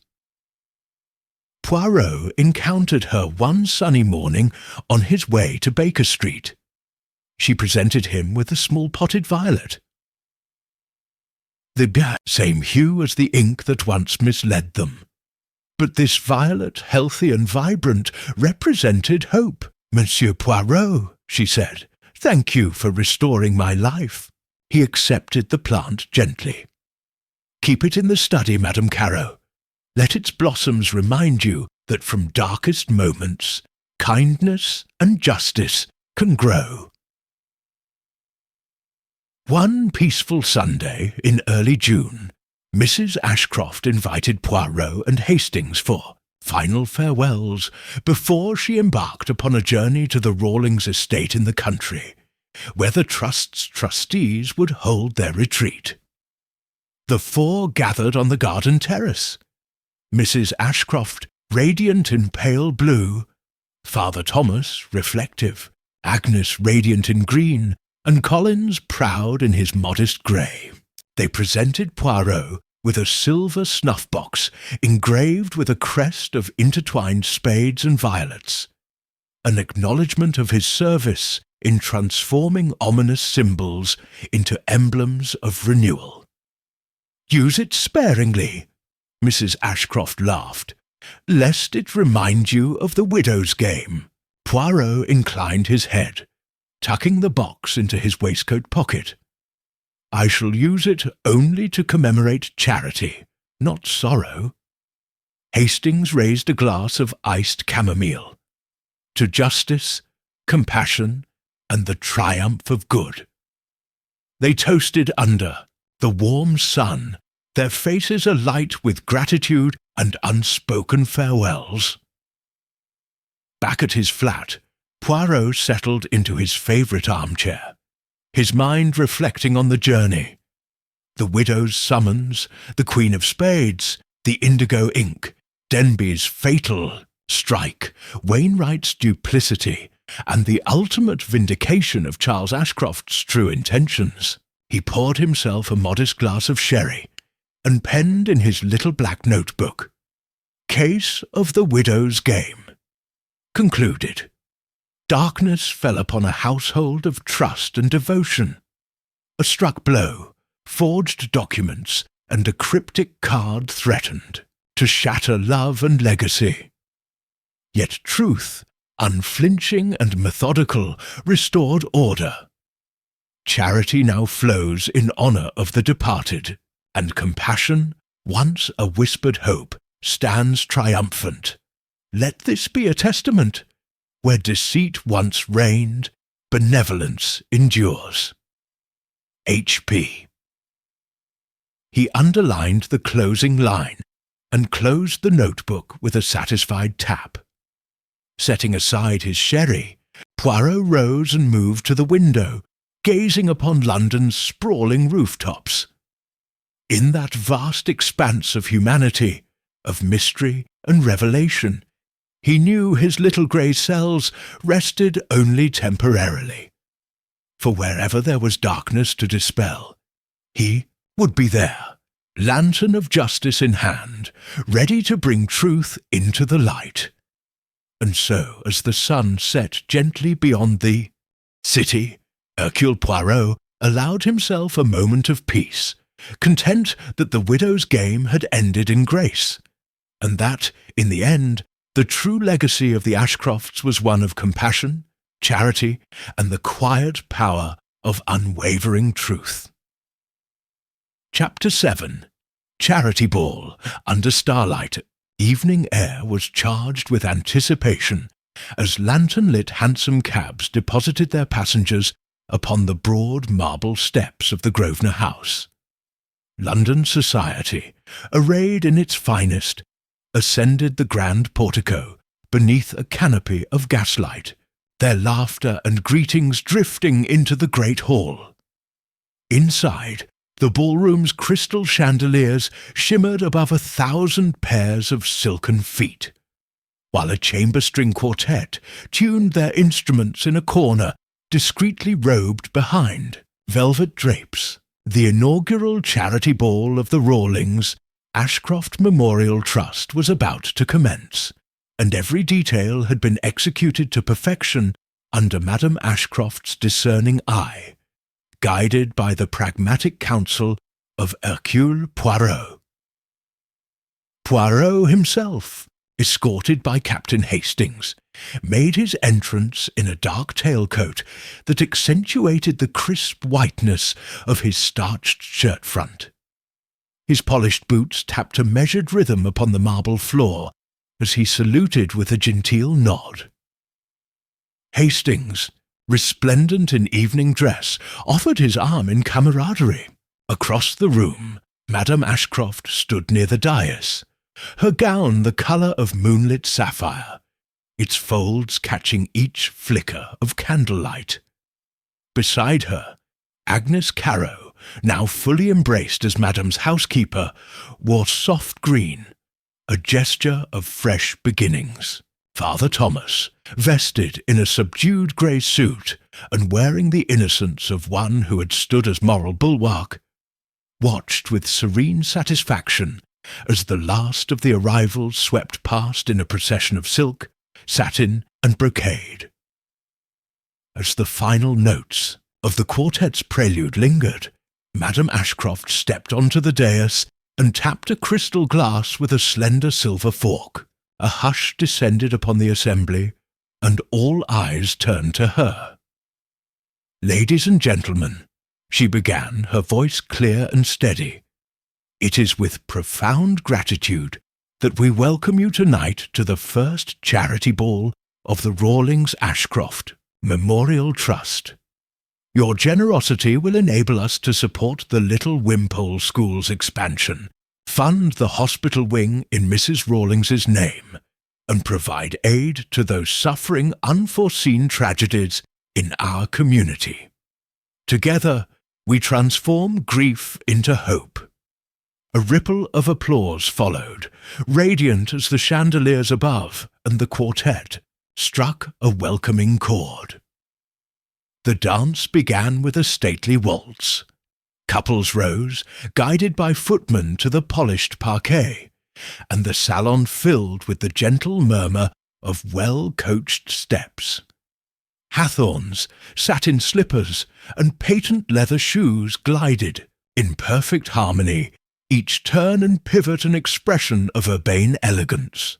Poirot, refusing a dance himself, observed from a vantage point near the dais, his keen grey eyes absorbing every nuance of movement. The tilt of a lady's chin, the tension in a lover's embrace, the slight misstep of a foot. Hastings joined, him raising an impressed eyebrow. "Remarkable display, isn't it?" Hastings murmured. "They move as though led by strings." "Oui," Poirot conceded, "yet not even the most perfect veneer hides the hidden truths of the heart. Observe, as the waltz gave way to a brisk polka, Poirot noted a small commotion by the token table at the far end. A silver snuff-box, engraved with interlaced spades and violets, intended for silent auction, was missing. He guided Hastings through the dancers, past tables laden with pale blue delphiniums and white roses, toward a cluster of concerned attendants. The steward explained that the box had vanished within moments. Madame Ashcroft's colour drained, and a murmur moved through the crowd. Poirot steadied her with a reassuring touch. "Madame, remain composed. I shall recover the snuff-box without further alarm." He beckoned Hastings to follow as he advanced discreetly toward the servants' corridor. There, away from prying eyes, he questioned the under-butler who had been in charge of the auction displays. The youth, trembling, confessed he had carried the box toward the cloakroom, intending to secure it, when a gentleman in evening attire accosted him and seized the box with furtive haste before rushing away. Poirot extracted a description. A tall man, dark hair brushed back, a slight scar above his left eyebrow. The under-butler directed them toward the west wing stairs. With measured steps, Poirot and Hastings ascended the silent staircase, guided by the hush of the orchestra below. At the gentleman's cloakroom door, they found the stolen box laid upon a side table, its interior emptied of its snuff. Hastings grumbled, "A tawdry reminder, if ever there was one." Poirot lifted the box, turning it in the lantern glow. "Notice, Hastings, the violet enamel matches the hue of our potted violet at Wimpole Street. The spades echo Charles's fateful Queen of Spades. A message, perhaps, intended to remind us of past shadows." They returned the box to the cloakroom attendant, assuring him it would be displayed once more under tighter guard. Back in the ballroom, Poirot took position beside Madame Ashcroft as guests resumed their dances with renewed energy. Poirot observed Lady St. Albans secure the snuff-box in a glass cabinet, beneath a discreet lamp guarded by porters in black livery. When the orchestra signalled a second interlude, Poirot approached Madame Ashcroft. "The box is safe, madame, and the evening may continue," he announced. Her relief was palpable. She embraced him. "Thank you, Monsieur Poirot. You calm the storm as always." The rest of the night unfolded in a swirl of music, candlelight, and laughter. Monsieur Gleeson, having organised the ball, offered Poirot a private moment at the refreshment table. "Your presence gave confidence to all, detective. I confess, I feared the scandal might undermine the Trust's reputation." Poirot smiled gently. "A charity ball is more than display of wealth. It is an expression of shared humanity. Tonight, you have shown that adversity can birth generosity." This rejoined the dancers as the quartet launched into a spirited quadrille. Poirot surveyed the couples, cognizant that each carried their own hopes and sorrows beneath their formal gaiety. At the stroke of 11, Madame Ashcroft ascended the dais once more. She announced that the total raised 4,200 guineas exceeded expectations. Attendants distributed charity certificates to patrons bearing the Trust's emblem. Agnes Carrow, standing by Madame's side, caught Poirot's eye and nodded in quiet satisfaction. As the final notes faded, guests drifted onto the terrace for cigars and whispered good-nights. Poirot and Hastings lingered near a marble balustrade overlooking Piccadilly's lamplit streets. Hastings carried a glass of iced chamomile. Poirot cradled a modest glass of sherry. "Well," Hastings said, "another step towards securing Mr. Sherp Ashcroft's legacy.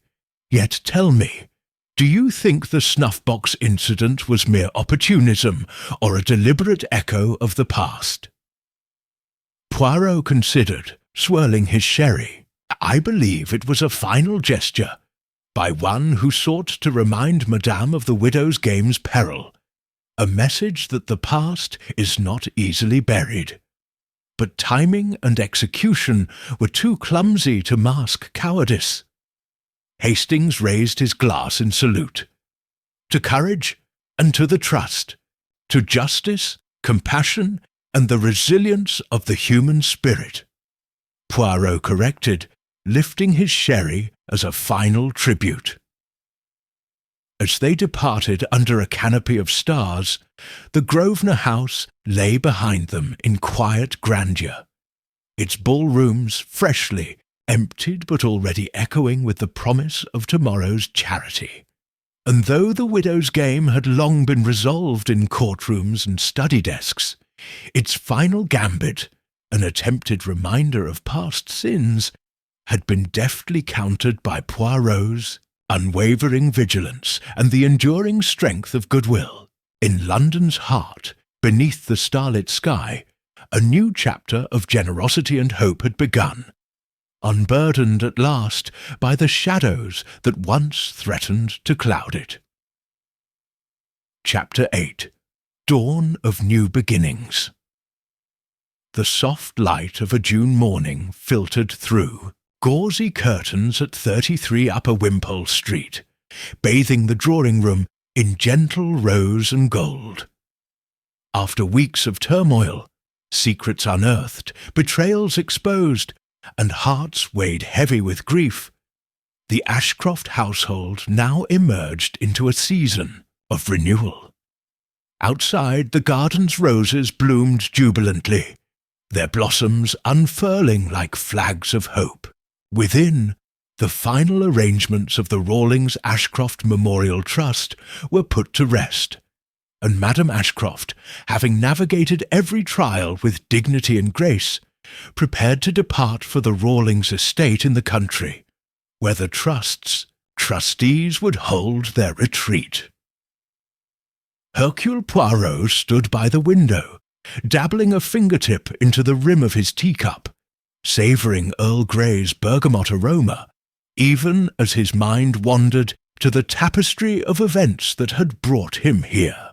Captain Hastings sat nearby, untying his cravat with a contented sigh. On the fine mocha carpet before them, Madame Ashcroft's loyal housekeeper, Agnes Carrow, arranged a small bouquet of wildflowers in a crystal vase, a vibrant array of blues and whites to replace the morning violets now set aside. After a final review of documents and an exchange of grateful embraces, the carriages arrived in a clatter of hooves and lantern light. Madame Ashcroft, resplendent in pale linen and straw hat trimmed with ribbon, paused at the threshold to survey the scene. Father Thomas, whose steady faith had guided all through sorrow, stood at her elbow, offering a quiet blessing under his breath. Horace Denby, having served his sentence and returned to society with humility, took a deferential step back, unwilling to intrude upon this moment. Gerald Wainwright, now far from grace and barred from practice, remained absent, his chapter sealed by Heir Justice. Madame Ashcroft lifted her gloved hand in farewell. "Monsieur Poirot, Captain Hastings, thank you for everything. Your cleverness and compassion have given me more than I can express." Poirot bowed deeply, pressing his hand to his heart. "Madam, it has been my honour.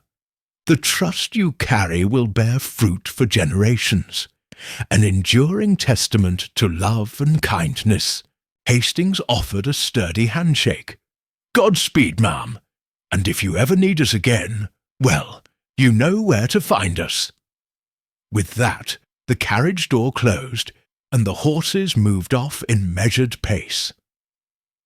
Madame Ashcroft leaned forward, driving out of the city, leaving behind the terraced houses and the echoes of a household reborn.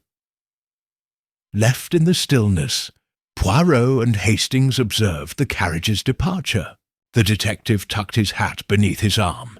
"Now, Captain, perhaps breakfast at our favourite café." Hastings's grin was immediate. "I'll fetch my hat."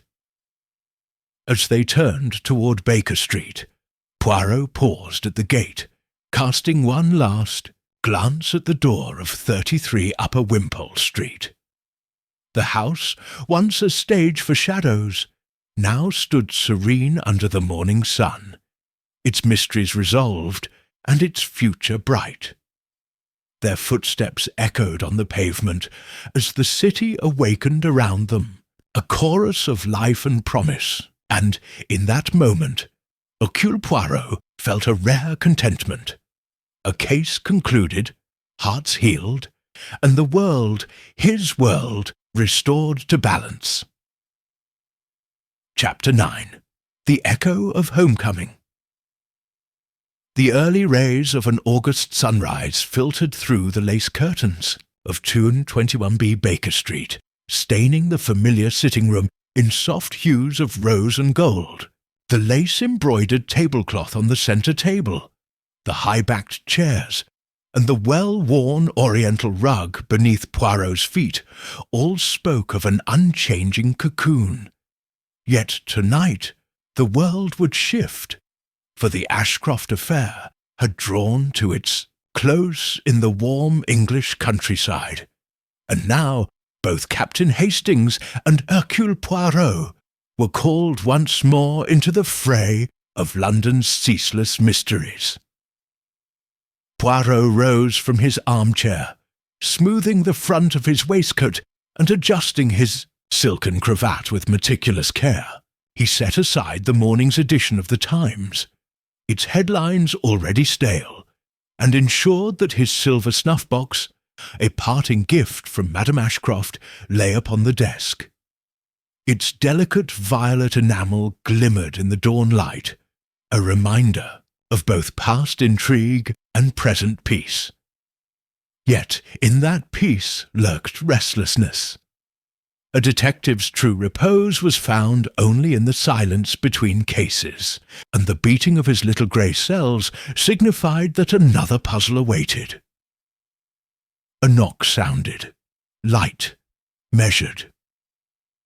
Mrs. Hudson entered with a carriage tray, bearing 2 cups of Darjeeling tea and a plate of warm scones.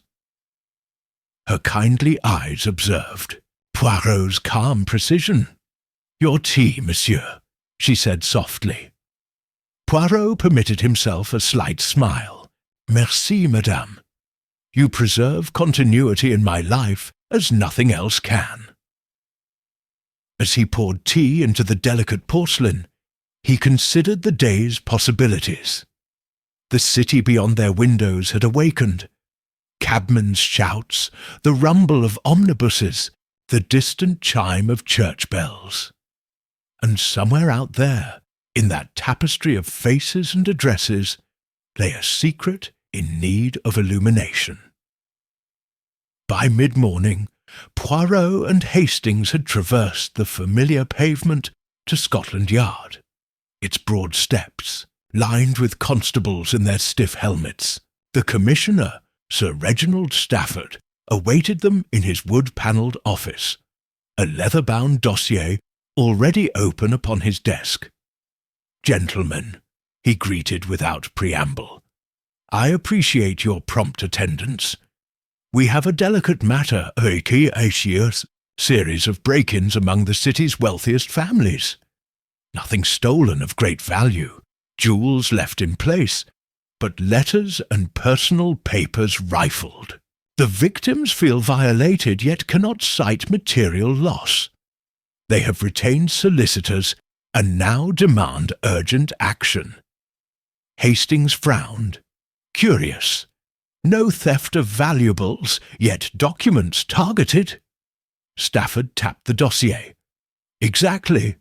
Look, here, the Marquise of Glenshire, the Dowager Countess of Fairholme, Sir Edwin Whittingham. Each reports privacy invaded, but no ransom demanded. Their common thread. Each recently revised their wills or negotiated financial settlements. Poirot's eyes brightened. Ah, the shadow of inheritance and discretion. Who provided these names? Mrs. Ashcroft, Stafford announced. She recommended you. Said your insight turned an ominous card into a blossoming trust. We need you to unravel this discreetly. Poirot inclined his head. I accept, Commissioner, but discretion requires subtlety. May I confer with each household in private? Stafford nodded. I'll arrange appointments. Time is of the essence. The latest break-in occurred last night. With a courteous bow, Poirot and Hastings departed, the case already unfurling in the detective's mind like silver threads weaving new patterns of motive and means. Their first call took them to the stately townhouse of the Marquis of Glenshire on Grosvenor Square. A butler admitted them into a drawing-room lined with family portraits. Men in powdered wigs, ladies in brocaded gowns, each depicting a lineage steeped in power. The Marquis, a tall man with greying temples and a clipped voice, offered his hand. Detective Poirot, he said, this intrusion has shaken me more than any mention of money. Why break into rifling papers, then leave the crown jewels untouched? Poirot seated himself on a velvet settee, Hastings at his side. Pray, describe the events. The Marquis explained that overnight someone had entered his private study, its heavy oak door showing no sign of forced entry, rummaged through locked drawers, and scattered letters upon the desk. Among the documents were draft amendments to his will, notes on charitable bequests and correspondence with a publishing house. Yet every jewel box remained unopened. Poirot tapped his fingertips together. And these revisions, were they matters of public record? No, the Marquis replied. My solicitors have been sworn to secrecy. Only my wife, Lady Eleanor, is aware. She is abroad with her ladies. Hastings took a quick note. When did you last revise your will? 2 weeks ago, the Marquis said. Commissioned new bequests to distant relatives. Only the date and signatures were pending. Poirot's gaze drifted to the fireplace. The hearthrug bore a faint ash, residue. He knelt to inspect. Smouldering paper, perhaps alchemical residue from burnt edges. Hastings peered. Looks like traces of a matchstick. Poirot rose. One secures evidence by burning unwanted papers. But our intruder left this charred scrap, intended as misdirection. Anyone who burns one's own draft in the hearth can claim privacy, but by leaving this shoddily extinguished stub, the intruder tries to disguise his actions as your own. The Marquis frowned. So you think I burned something last night? Not you, but someone wishing to implicate you or your solicitors in cover-up. We must examine the servants and visitors. The Marquis nodded. Hastings and Poirot withdrew to interview the night porter and valet, discovering that a man in a travelling cloak, unlicensed visitor, had called for a late-night consultation about estate matters. The description matched a solicitor's assistant in town. Hastings noted every detail. Poirot filed each fragment of testimony carefully in his mind. From Grosvenor Square, they made their way to Fairholme Gardens, a crescent of Regency terraces. The Dowager Countess of Fairholme awaited them in her boudoir, its windows overlooking manicured lawns. At 82, she retained the poise of youth, her hair a silver halo. She greeted them with crisp courtesy. "I cannot fathom why I was targeted," she said. "Someone rifled letters concerning the Fairholme Foundation, documents detailing beneficiaries, secure investments, yet left the family jewels in their vault." Poirot settled into a chaise longue. "Madame, do you suspect any recent disputes?" Hercule's eyes narrowed. "Only with my grandson, Viscount Elmhurst. He sought to contest his allowance, claiming hardship." Hastings leaned forward. "And the Foundation's records? Were they stored in locked cabinets?" "They were," the Countess confirmed. "Safe and secure, guarded by my steward, Mr. Lavers. But this morning the cabinet lock is scratched, and the contents scattered." Poirot studied her hands, folded like porcelain. "Madame, I believe our perpetrator seeks specific information, perhaps the identity of new beneficiaries, or the potential of redirecting funds.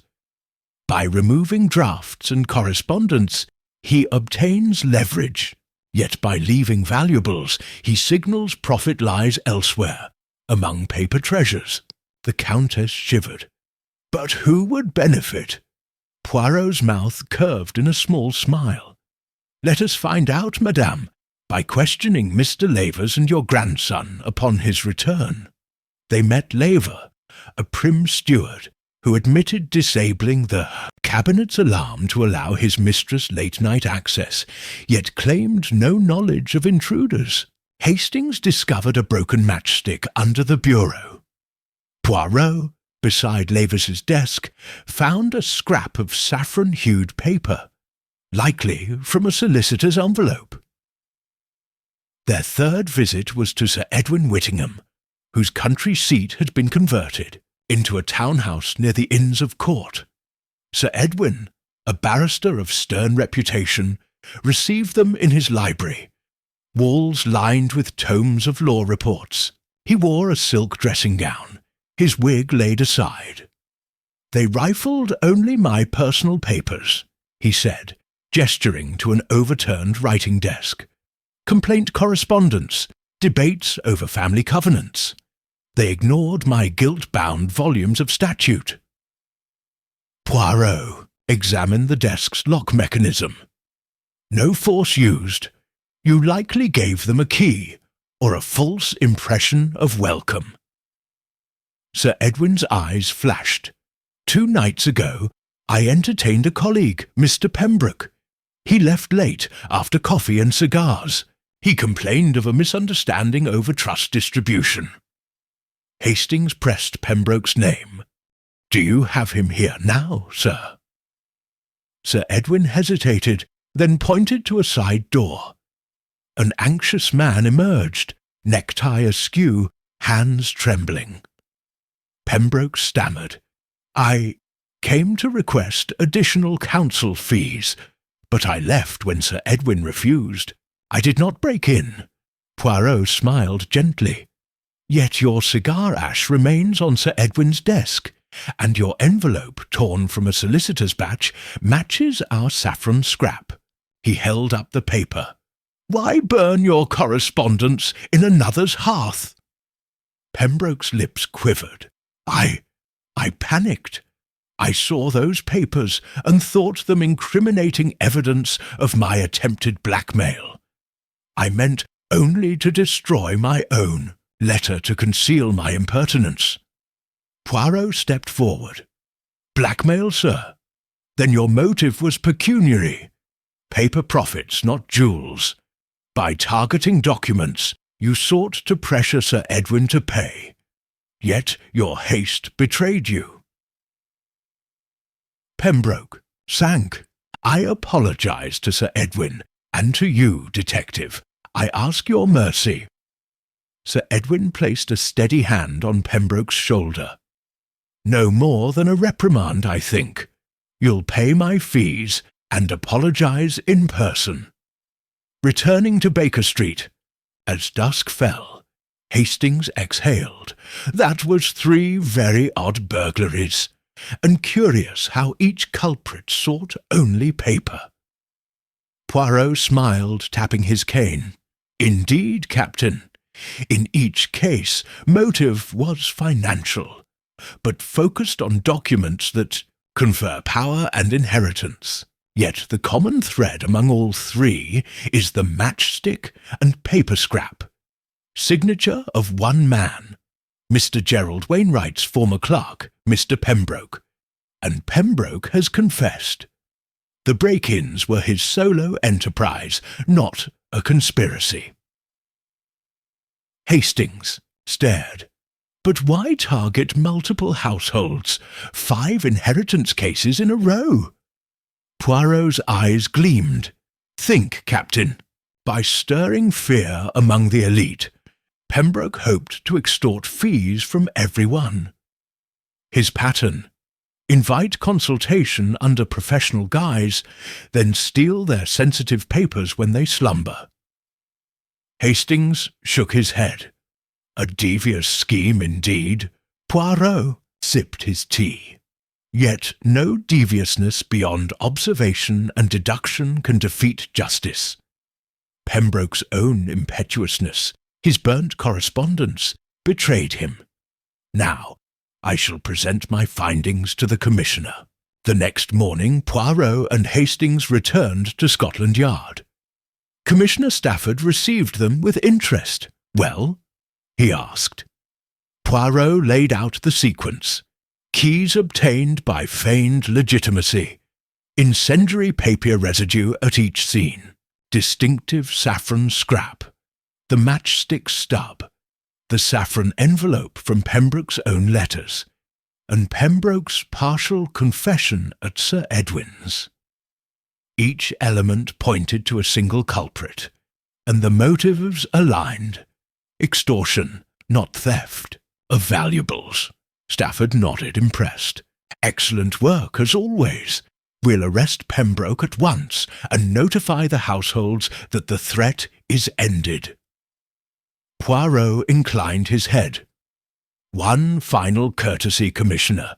Inform Madame Ashcroft and her trustees that the trust's name is cleared of any taint and that paper extortion ends with Pembroke's confinement. Stafford smiled. Consider it done. Now you and Hastings might enjoy lunch. On me. Back at Baker Street, Poirot and Hastings celebrated with a modest repast and reflections on another case neatly tied. Hastings raised his glass of Burgundy. To secrets laid bare, and to peace restored. Poirot tapped his cup.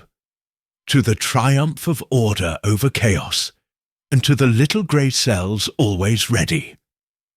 Outside, the city thrummed with life, and though the sun had only just ascended, both men felt the day's weight lifted, knowing that wherever documents were hidden, wherever motives lay buried, Poirot's steadfast mind would shine a lantern into the shadows and bring forth truth.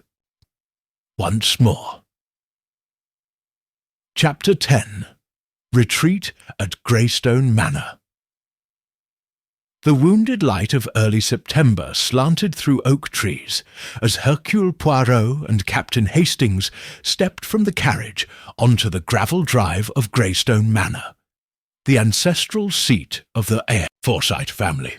The Rawlings Ashcroft Memorial Trust had convened here for its first countryside retreat, and Madame Ashcroft, accompanied by Father Thomas and Agnes Carrow, awaited their arrival on the broad terrace overlooking a pond rimmed with water lilies. The mansion's honey-coloured stone walls glowed in the morning sun, and a gentle breeze carried the scent of ripening apples from the orchard beyond. Yet beneath this bucolic calm, Poirot sensed an undercurrent of unease. The retreat's agenda promised harmony among trustees, but his little grey cells perceived a subtle discord. Madame Ashcroft greeted them with a radiant smile that did not entirely reach her eyes. "Monsieur Poirot, Captain Hastings, how wonderful to see you in the country!" She motioned them toward a cluster of wicker chairs under a gilded maple. "Forgive my anxiety. I wish for this retreat to solidify our plans without complication." Hastings nodded. "Rest assured, madame, we shall keep complications to a minimum." Poirot bowed. "Indeed. Let us partake of tea before the morning's first meeting." Agnes Carrow approached with a silver tray of delicate porcelain cups and a glass teapot steeped with bergamot. Father Thomas, standing nearby, offered a quiet blessing over the gathering. As they sipped tea, the other trustees arrived. Lord Blackthorne, whose discreet philanthropy had launched the trust, Mr. Gerald Wainwright's replacement, Mr. Edward Lister, a solicitor of impeccable reputation, and the venerable Lady Prudence Fairholme, who represented the Countess's interests. Each exchanged cordial greetings, yet Poirot detected a flicker of tension whenever Wainwright's name was mentioned. Though he was no longer a trustee, his legacy still cast long shadows. The first order of business was the audit report, delivered by Mr. Lister. He distributed bound volumes of financial statements spanning the Trust's formation to its inaugural charity ball. As he spoke, Madame Ashcroft's brow furrowed, and Lady Fairholme tapped her foot impatiently. Hastings whispered, "They quarrel over details, Poirot. Nothing more, I hope." Poirot observed the ledger's entries. A small line item, discretionary reserve, 200, consultant fees, had been charged to the trust within the past fortnight. Agnes and Father Thomas both reacted with surprise. Madame Ashcroft's lips tightened. "I authorized no such payment," she said quietly. Lister cleared his throat. "It appears to have been paid to Mr. Pembroke, retained as a legal adviser. For the break-in cases, he requested reimbursement for travel expenses to the country." Hastings frowned. "Pembroke? The fellow who rifled papers at Sir Edwin's?" Poirot nodded. "He later confessed under Mr. Whittingham's leniency. His services were unanticipated yet necessary. The committee authorized reimbursement." Lady Fairholme pursed her lips. "I was not consulted." Her tone suggested deeper offence. Madame Ashcroft intervened. "Gentlemen, let us not quibble. The sum is small, and Pembroke's contribution, however checkered, helped safeguard our beneficiaries' estates." She turned to Poirot. "Will you join our audit, monsieur?" Poirot offered a modest bow. "With pleasure, madame." He leafed through the volumes and paused at a blank page. Curious, the ledger shows no offsetting entry for Pembroke's receipts. One sees his expense, but not the trust's reply. Lister checked his notes, flipping pages in the bound report. That must be a clerical oversight. Collins would have recorded the reimbursement under petty cash. Poirot's eyes brightened. "Ah, yes, Mr. Collins would know. Might we ask him? Sometimes the smallest omission can unravel larger threads." Madame Ashcroft nodded to Agnes, who summoned the butler. Collins arrived promptly, silver hair gleaming. Poirot addressed him. "Mr. Collins, did you record Mr. Pembroke's reimbursement entry?" Collins bit his lip. I disbursed the sum out of petty cash, but I returned the voucher to Mr. Lister. I did not myself post the credit entry." Poirot raised an eyebrow. "Then our ledger remains unbalanced. We must correct that." He closed the report. "Let us move to afternoon discussions. A few details need amendment." The trustees adjourned to the library, its oak shelves lined with leather tomes and portraits of stern-faced ancestors. The colonial-style writing desks formed a U-shape around the fireplace, where a fire glowed drowsily despite the mild day. Seats were exchanged, murmurs hushed, and Lister produced a new sheet for the ledger, awaiting signature. Hastings noted Lady Fairholme's scowl as she signed near the top, her handwriting elegant but icy. Poirot sensed the need to steer the group toward unity. He rose and cleared his throat. "Trustees, the purpose of this retreat is not mere accounting, but strategy. We must plan our next grants, ensure sustainability, and fortify the Trust's good name." His calm tone guided their attention away from minor wranglings. He suggested several initiatives: supporting a local orphanage, sponsoring agricultural training for the estate's workers, and establishing an annual lecture on charity at the local parish hall. The proposals met with general assent, enthusiastic from Lady Fairholme and Wainwright's successor Lister, tempered by careful consideration from Lord Blackthorne. Madame Ashcroft's face relaxed as momentum shifted toward constructive work. Yet Poirot could not ignore the tension around Pembroke's reimbursement. As final drafts circulated, he quietly summoned Lister aside. "Mr. Lister, was Pembroke ever formally engaged by the Trust?" Lister hesitated. "I thought so. He offered assistance. I accepted on behalf of the committee." His gaze flicked to the ledger. It seemed proper at the time. Poirot tapped his cane. A trust disbursing funds for services must record liabilities before payment, then credits upon settlement. Without the liability entry, the reimbursement appears irregular. He leaned lower. Might someone exploit that gap? Lister's eyes widened. "You mean embezzlement?" Poirot nodded. "One must consider human frailty, even among trustees."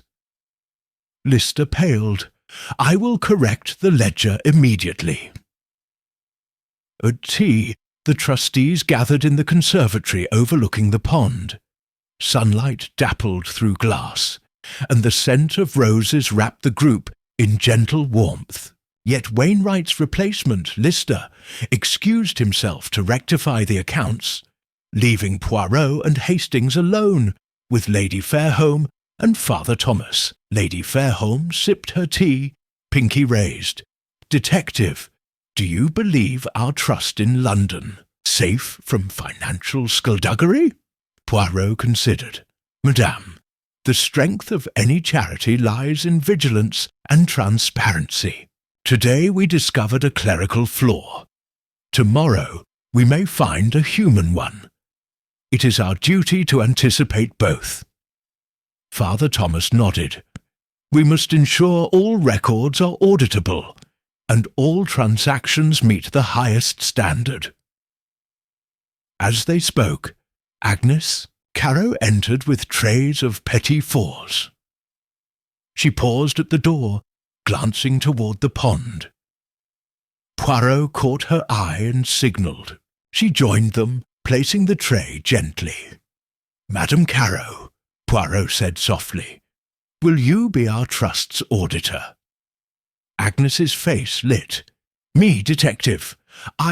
She glanced at Lady Fairholme and Father Thomas. "Madame Ashcroft, who had joined them, placed a reassuring hand on Agnes's arm. "You shall, my dear. You have served us well. Your attention to detail is beyond measure." Agnes curtsied shyly. "Thank you, madame."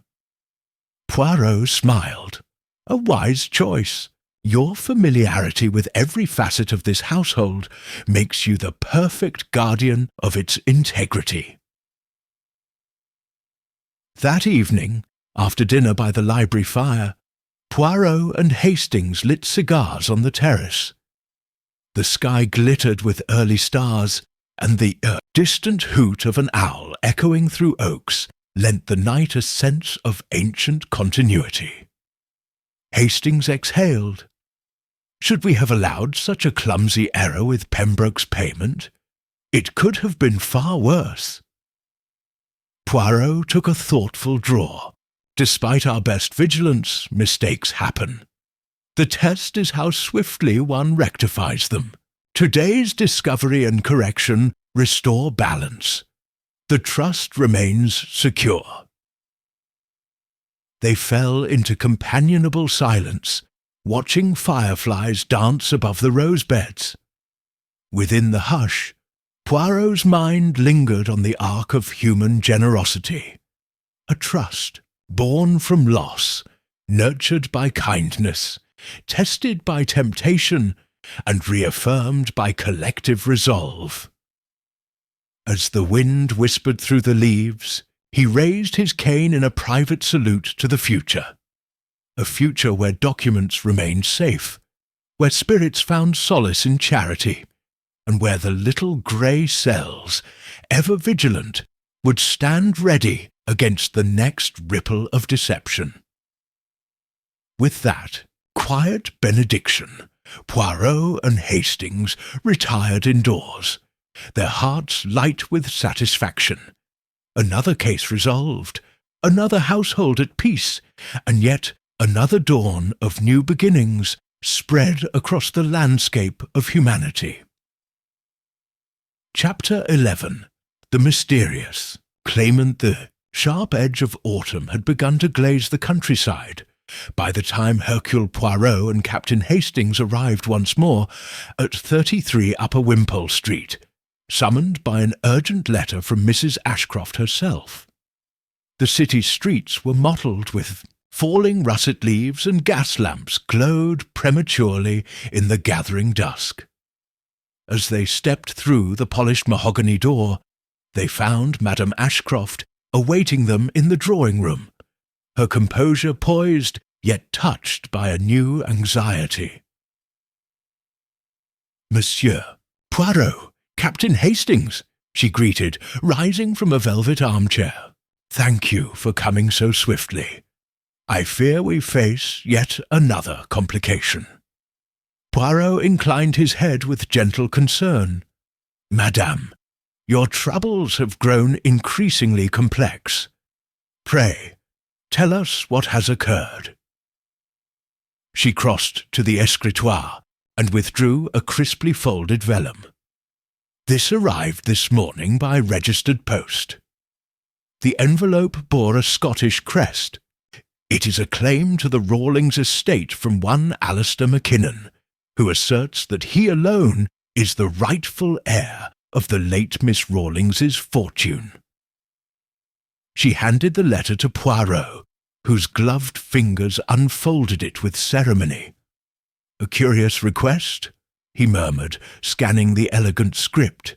"He demands a full accounting of the trust's assets, and, most alarming, he threatens legal action if we do not transfer all funds to him within 10 days. Hastings whistled softly. 10 days? That's outrageous.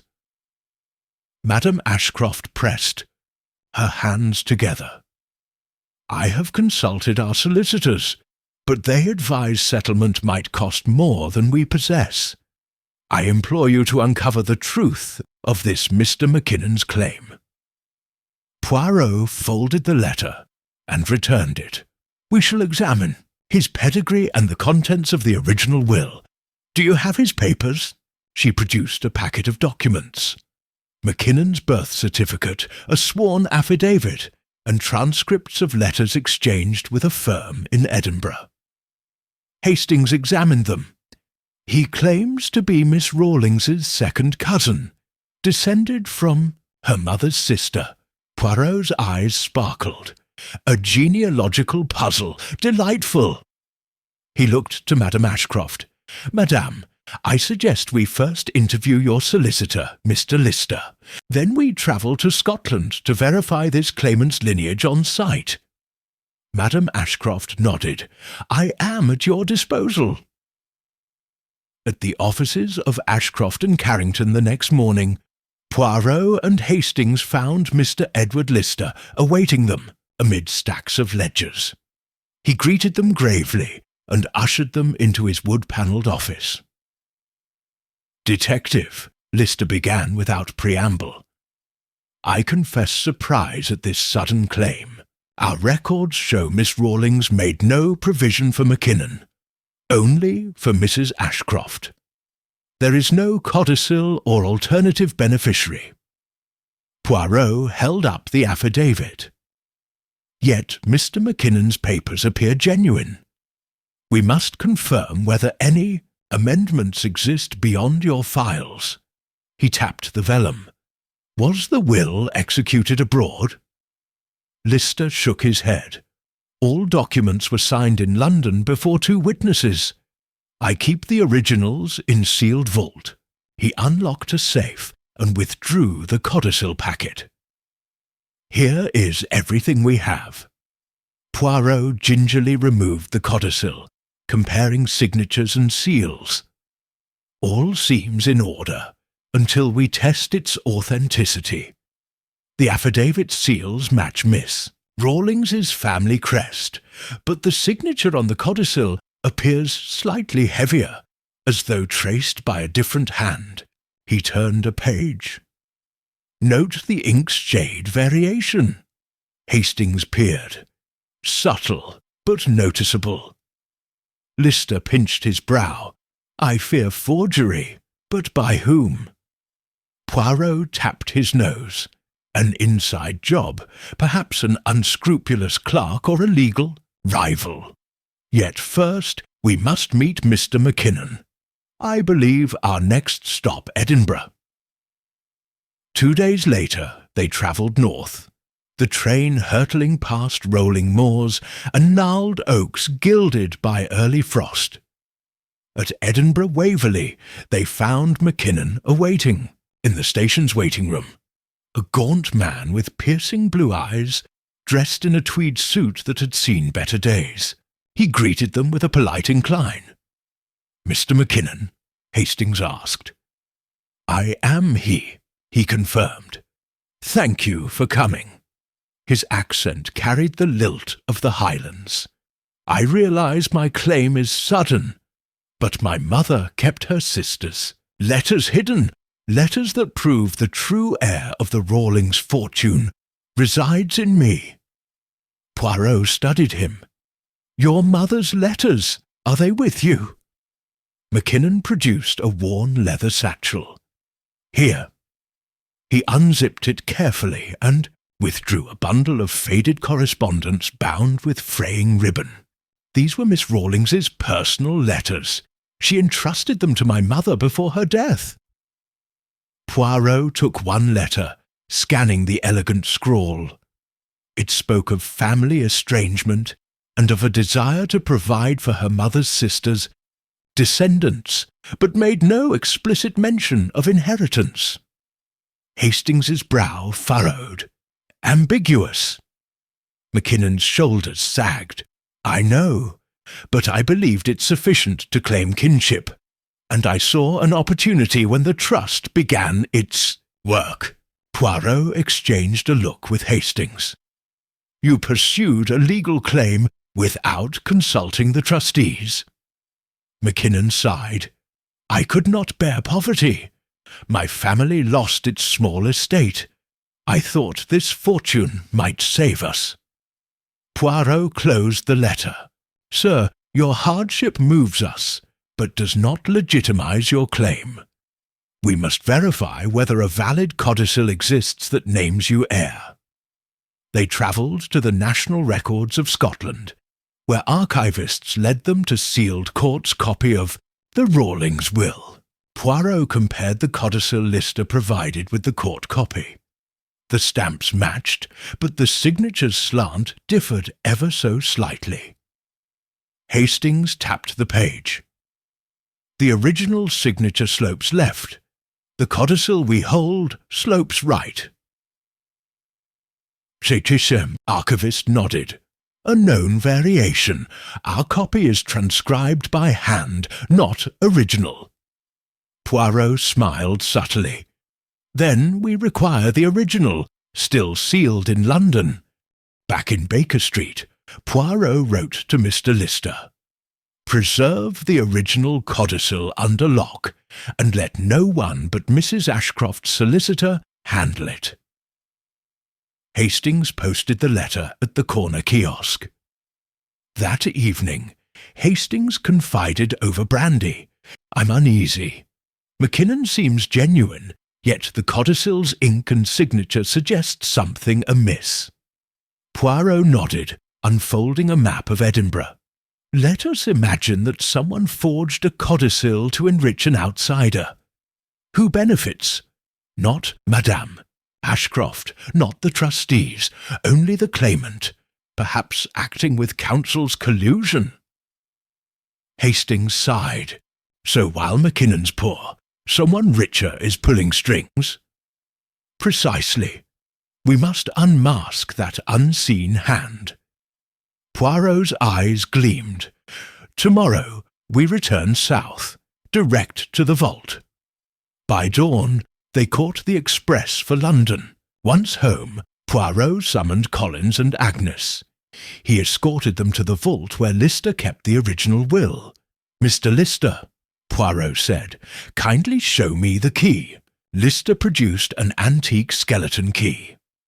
Poirot unlocked the safe and withdrew the codicil packet. Under the lamp's glare, he examined the document's watermark and matched the paper's laid lines with those of early 20th century London stationery. All correct. Yet his keen gaze noted a faint bleed at the date line, as though enhanced by a second pen. Poirot turned to Lister. Who accessed this file in the past fortnight? Lister paled. No one but myself and Mr. Collins, when you requested it. Poirot looked to Collins. The butler's composure held. I merely fetched it. Poirot touched the codicil and pressed it back into place. He whispered to Hastings, Observe Collins's neat yet dexterous hands. Then he addressed the assembly. Gentlemen, I believe our forger is here. Lister's eyes darted. Impossible! Who? Poirot's finger hovered. Mr. Collins, you arranged every document and possessed the key. Your loyalty to Madame Ashcroft is respected, yet you alone could substitute a forged codicil with apparent authenticity. Collins's face hardened. I would never. Poirot held an affidavit. Then explain this ink sample, taken from Madame's stationery, identical to that on the forged signature.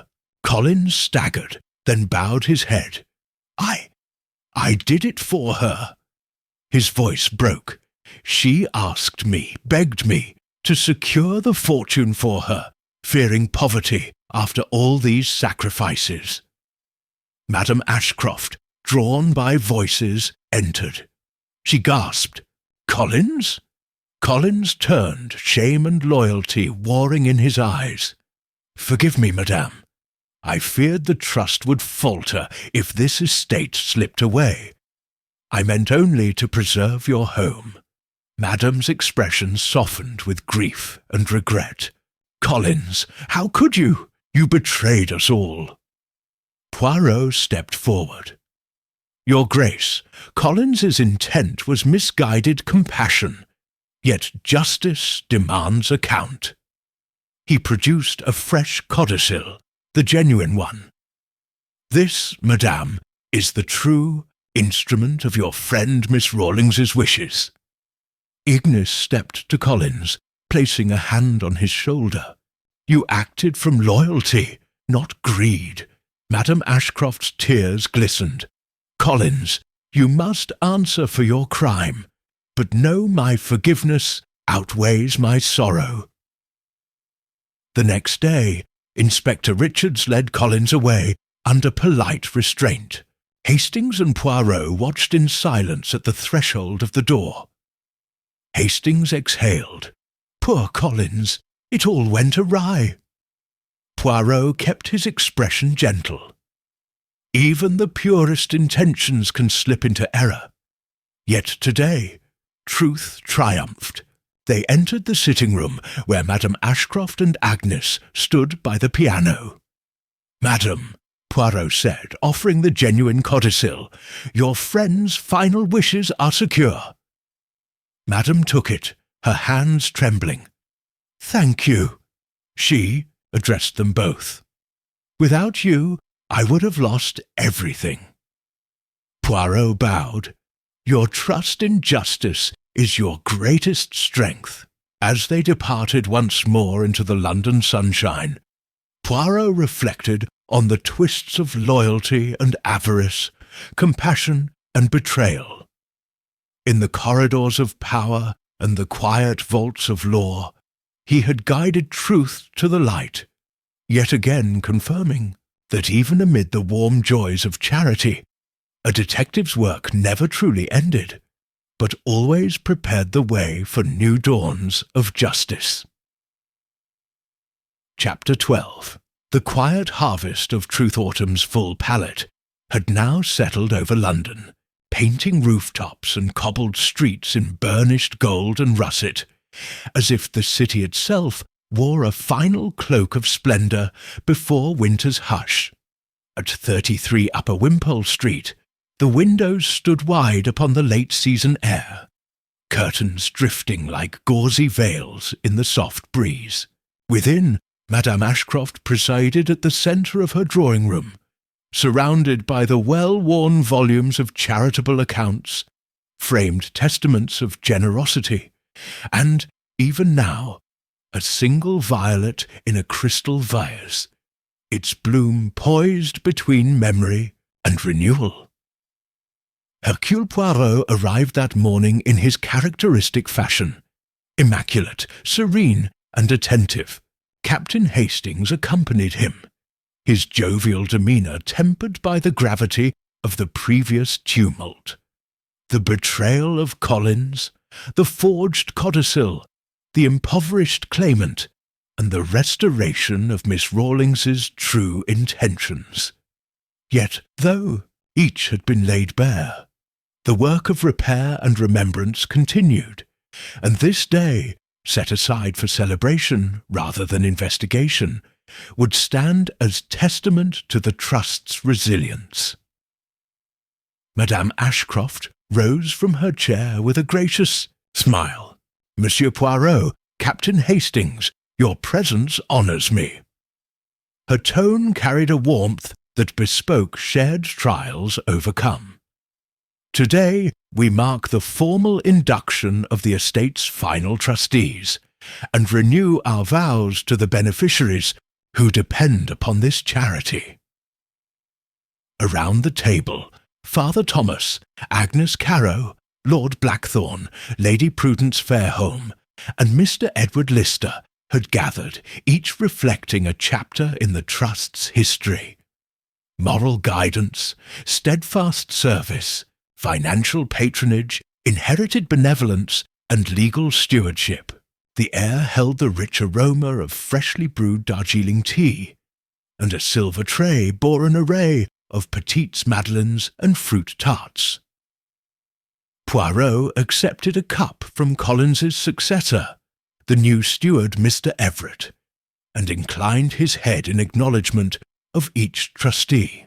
He noted with approval that the final ledger, now balanced, transparent, and securely bound, lay open upon the bureau, ready for signatures. Madame Ashcroft held aloft a quill made from a peacock feather. "By this quill," she intoned, "we renew the charitable covenant of the Rawlings Ashcroft Memorial Trust, pledging unbroken service to education, healthcare, and relief of the needy." One by one, the trustees signed the covenant. Father Thomas first, his hand steady, Lady Fairholme in graceful script, Lord Blackthorne with confident flourish, Mr. Lister with measured care, Agnes Carrow, her hand trembling yet determined, and finally Madame Ashcroft herself, imprinting her signature with quiet authority. Hastings leaned toward Poirot. A fine moment, like the last stitch in a tapestry. Poirot's eyes glimmered. "Yes, Captain, the final stitch in a fabric woven of sorrow and compassion, dyed by human frailty, yet strengthened by collective resolve." When the last signature found its place, Madame Ashcroft closed the ledger and tapped it thrice with the peacock quill. "Let us celebrate." She gestured to the windows, and outside a small orchestra positioned beneath the terrace's grand maples began to play Vivaldi's Autumn.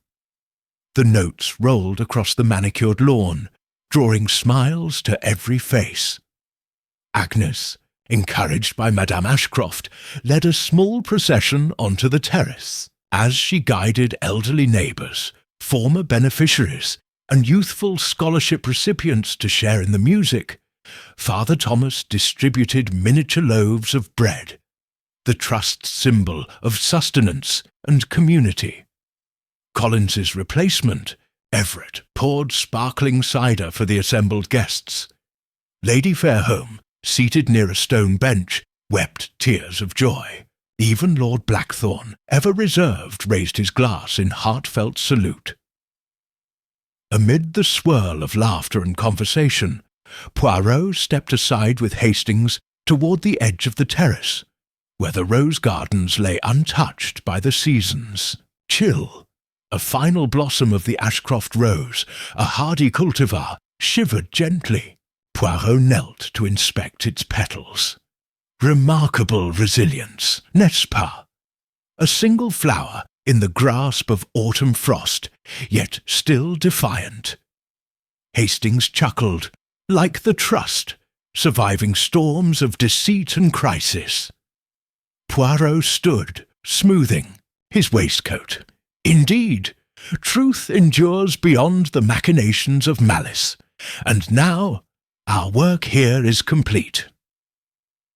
Their departure from Upper Wimpole Street that evening felt like a solemn procession. Madame Ashcroft, flanked by Father Thomas and Agnes, gracefully bade them farewell. "My deepest gratitude, Monsieur Poirot. You have not only solved mysteries, but restored faith." Poirot bowed.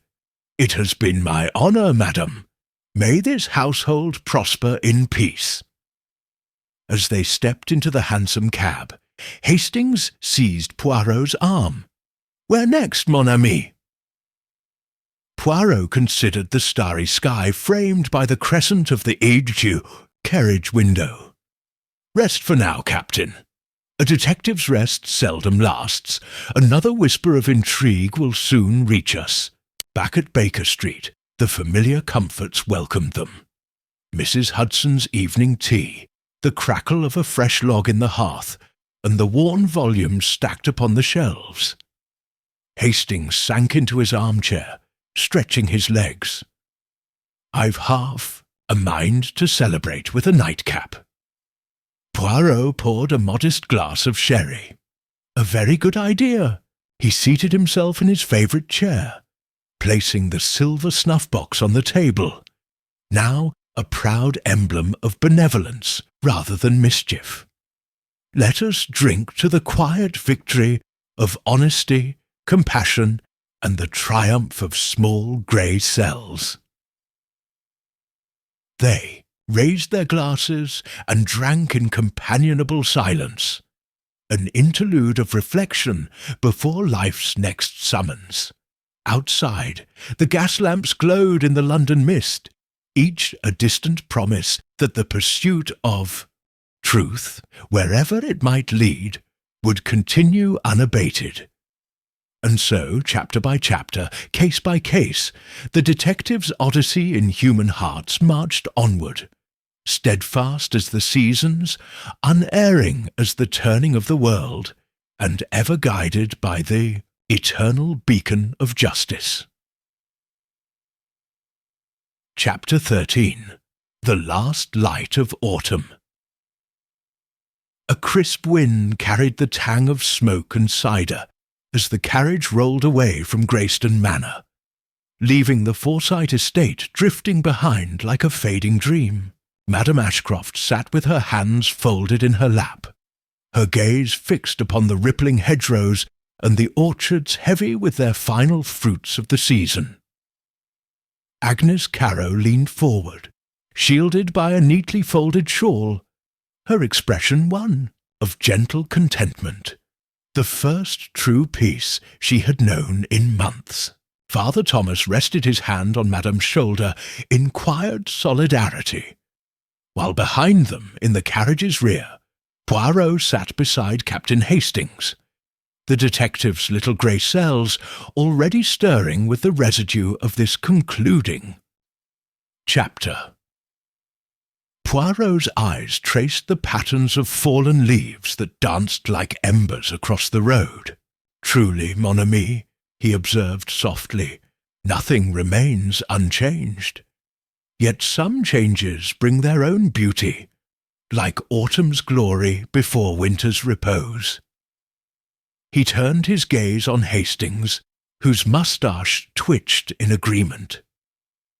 "Our work here concludes at the turning of a season, but let us reflect on the final moments that shape destiny." Hastings unscrewed the cap of his hip flask and offered Poirot a sip. "To new beginnings," he murmured. "And to enduring wisdom," Poirot replied, accepting the drink with a small nod. Then, tipping his hat slightly, he closed his eyes and let memory reconstruct the journey. It had begun with a widow's plea, a single playing card and a bent teaspoon as harbingers of untold peril. A gentlewoman, bereft of her husband, yet determined to uncover the truth that lay beneath polished surfaces. Each revelation, Horace Denby's fatal strike, Collins's misguided devotion, Gerald Wainwright's betrayal, had uncovered a facet of human nature, both dark and redeeming. The will of the late Charles Ashcroft had been skewed, corrupted, and finally restored. Trust had been tested, broken, and mended, and in the aftermath, charity had blossomed where grief once lay thick. As the carriage traversed the undulating lanes of Kent, Madame Ashcroft broke the reflective hush. "Monsieur Poirot," she said, her voice threaded with both gratitude and delicate melancholy, "I cannot tell you how much your counsel has meant. Without your unerring eye and compassionate judgment, this family, and, indeed, this entire enterprise would have succumbed to shadows." Poirot inclined his head, his voice gentle. "Madam, you carried your own grief with such fortitude. It was your courage that lit the path to justice." He paused, remembering her upright posture at the carriage threshold, "and it was your compassion that turned a grudge-born fortune into an engine of hope." Agnes reached forward and squeezed Madame's hand. "We owe so much to Charles's memory, and to you, Madame, for honouring it in life and deed." Ramage smiled, that pale radiance returning. "And to you, Agnes, for your unwavering service. You have proven that loyalty, tempered by honesty, can transform even the darkest intentions into bright deeds." Father Thomas cleared his throat softly. It is the work of Providence, guiding each of us through trial and temptation. He paused, gazing out the window at the distant fields. Yet we remain instruments of free will. We choose to err, and we choose to atone. As the carriage approached a rise, the spire of St. Mary's Church appeared against the horizon. Here, the Forsyte family vault welcomed the Trust's treasures and the ashes of the departed. "Here we shall pause," Madame Ashcroft said. "Let us visit Charles's memorial before we all disperse."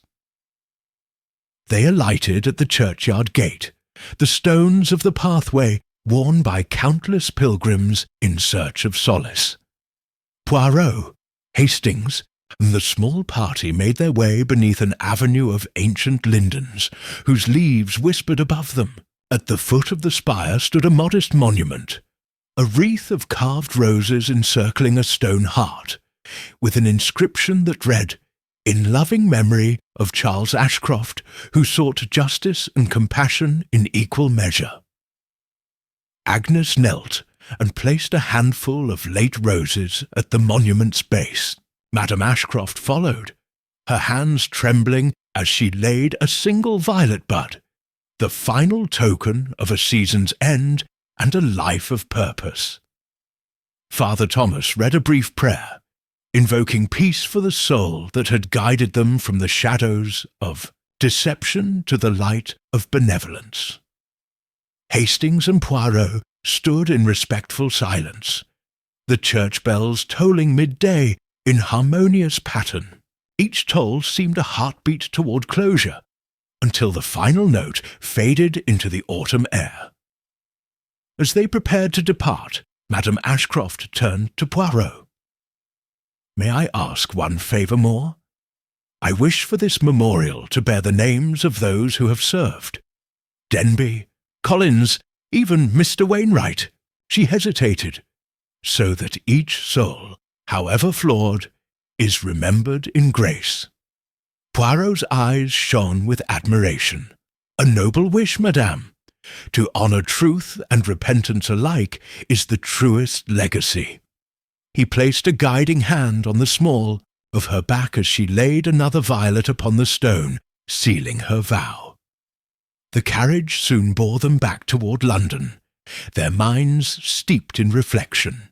By evening's candlelight at Baker Street, Poirot and Hastings settled into the familiar alcove. Mrs. Hudson, anticipating their return, offered them cocoa and freshly baked gingerbread, a modest feast after a day of solemn observances.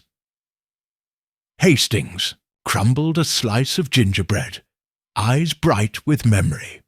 "Well, Poirot, what now? No whispers left in Wimpole Street, no stolen wills to chase." He stretched luxuriously. "Perhaps we deserve a proper holiday." Poirot sipped his cocoa, thoughtfully. "A holiday, Captain, is but a pause. The world abounds with mysteries, small and large, waiting for illumination." He tapped his fingertips together, as was his custom. "But for now, I consent to rest. Let my little grey cells recharge in the quiet comfort of our flat." Hastings grinned. "Excellent. Tomorrow I propose a visit to the cricket at Lord's. Fresh air, sun, and a pint afterward." Poirot allowed himself a rare, broad smile. "A splendid idea.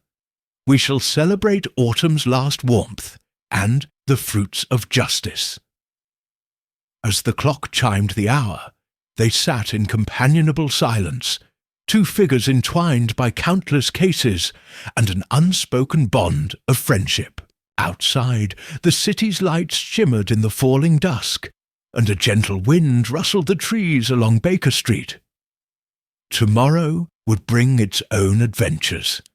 Indeed, mysteries often arrived in the hush between today and tomorrow. But tonight, the detective and his faithful companion rested in the quiet harvest of truth. In the end, the widow's game had been more than a case of deceit and danger. It had been a lesson in the resilience of the human spirit, how loyalty could falter, how guilt could grow, and how, in the end, compassion and integrity could weave broken strands into a tapestry of hope.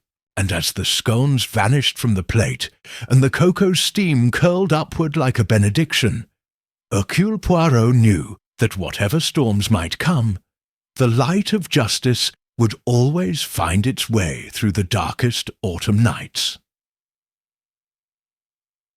Chapter 14. Winter's Hearth and Final Reconciliation. The first snow of December drifted softly over London, settling upon the rooftops and coating the pavements of Upper Wimpole Street in a pure, silent shroud. At 33 Upper Wimpole Street, the windows glowed with warm lamplight, and the scent of pine and cinnamon drifted into the chilly night from the drawing-room's tall Christmas tree, adorned with white candles, silver bells, and ribbons of pale blue. Beneath its boughs lay neatly wrapped parcels, each tied with a violet satin bow, a colour once ominous, but now transformed into a symbol of hope. Hercule Poirot and Captain Hastings arrived through the freshly fallen snow to find Madame Ashcroft awaiting them on the doorstep, her cheeks flushed with cold and excitement. She wore a cloak of deep sapphire plush, its hood trimmed with fur, and beneath it the familiar pale blue gown that had become her emblem of renewal. Beside her, Agnes, Caro bustled with gentle energy, cradling a platter of freshly baked mince pies. Father Thomas stood at the gate, a small carved box in hand, his kindly face lit by lamplight. "Welcome, Monsieur Poirot, Captain Hastings," Madame Ashcroft greeted them. "I trust you have your warmest gloves." She stepped aside to admit them, and Agnes closed the door behind them with a cheery click. Inside, the drawing-room crackled with firelight. Collins's successor, Mr. Everett, had provided a lavish spread of tea, chestnuts roasting on an open brazier, and bowls of sugared almonds. Guests, former beneficiaries, trustees, neighbours, and even Mr. Horace Denby, released on good behaviour, gathered around the hearth, their voices low with companionship. The once inimical faces of Lord Blackthorne and Lady Fairholme now glowed with genuine warmth, while Mr. Edward Lister, properly installed as trust solicitor, monitored the room with a satisfied smile. Poirot placed his cane gently in the stand and removed his gloves, handing them to Hastings. "What a spectacle, Captain! The widow's game concludes not with whispers of betrayal, but with laughter, fellowship, and mince pies." Hastings grinned as he accepted a steaming cup of tea from Everett. "Indeed, Poirot, who would have thought that a playing card and a bent spoon could lead us to this harmony?" Madame Ashcroft beckoned them to the tree, where the silver snuff-box, its violet enamel gleaming, now served as a bauble among the branches. "That box reminds me of our trials, yet tonight it celebrates our victory. Please take a moment to place your own token." Hastings hung a sprig of holly.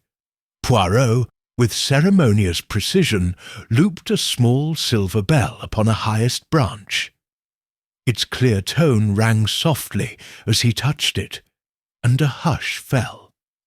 Father Thomas stepped forward and intoned a brief blessing for peace on earth and goodwill toward all. Then, with the final ceremony complete, Madame Ashcroft stood. "May I have a small announcement? This year the Trust has provided over £8,000 in support, double our original goal. Next year we shall extend our reach to neighbouring parishes. And now I invite you to partake in our Christmas supper." She gestured toward a sideboard laden with roast turkey, cranberry sauce, plum pudding, and glasses of mulled wine, aromatic with cloves and orange peel. As the room filled with contented murmurs, Poirot and Hastings found seats by the fire. Hastings heaped his plate with turkey and chestnuts. "My friend," he said between mouthfuls, "it is a rare pleasure to see so much comfort brought to so many." Poirot smiled, a softness at the corners of his eyes. "True, Hastings. Yet comfort is not merely warmth or sustenance. It is the security of knowing truth prevails and kindness endures." He sipped his mulled wine. "This is the finest season to remember that every kindness, no matter how small, warms a greater world." Across the room, Denby approached Madame Ashcroft with a small envelope, his once hesitant bearing now steady. "Madame, if I may, this is for you." She opened it to find a dedication for a new scholarship in Charles Ashcroft's name. Funds Denby had saved from his modest wages. Tears shone in her eyes as she embraced him. Ignis, witnessing the scene, brushed a tear from her cheek. "Madam," she said softly, "your forgiveness has given him new life."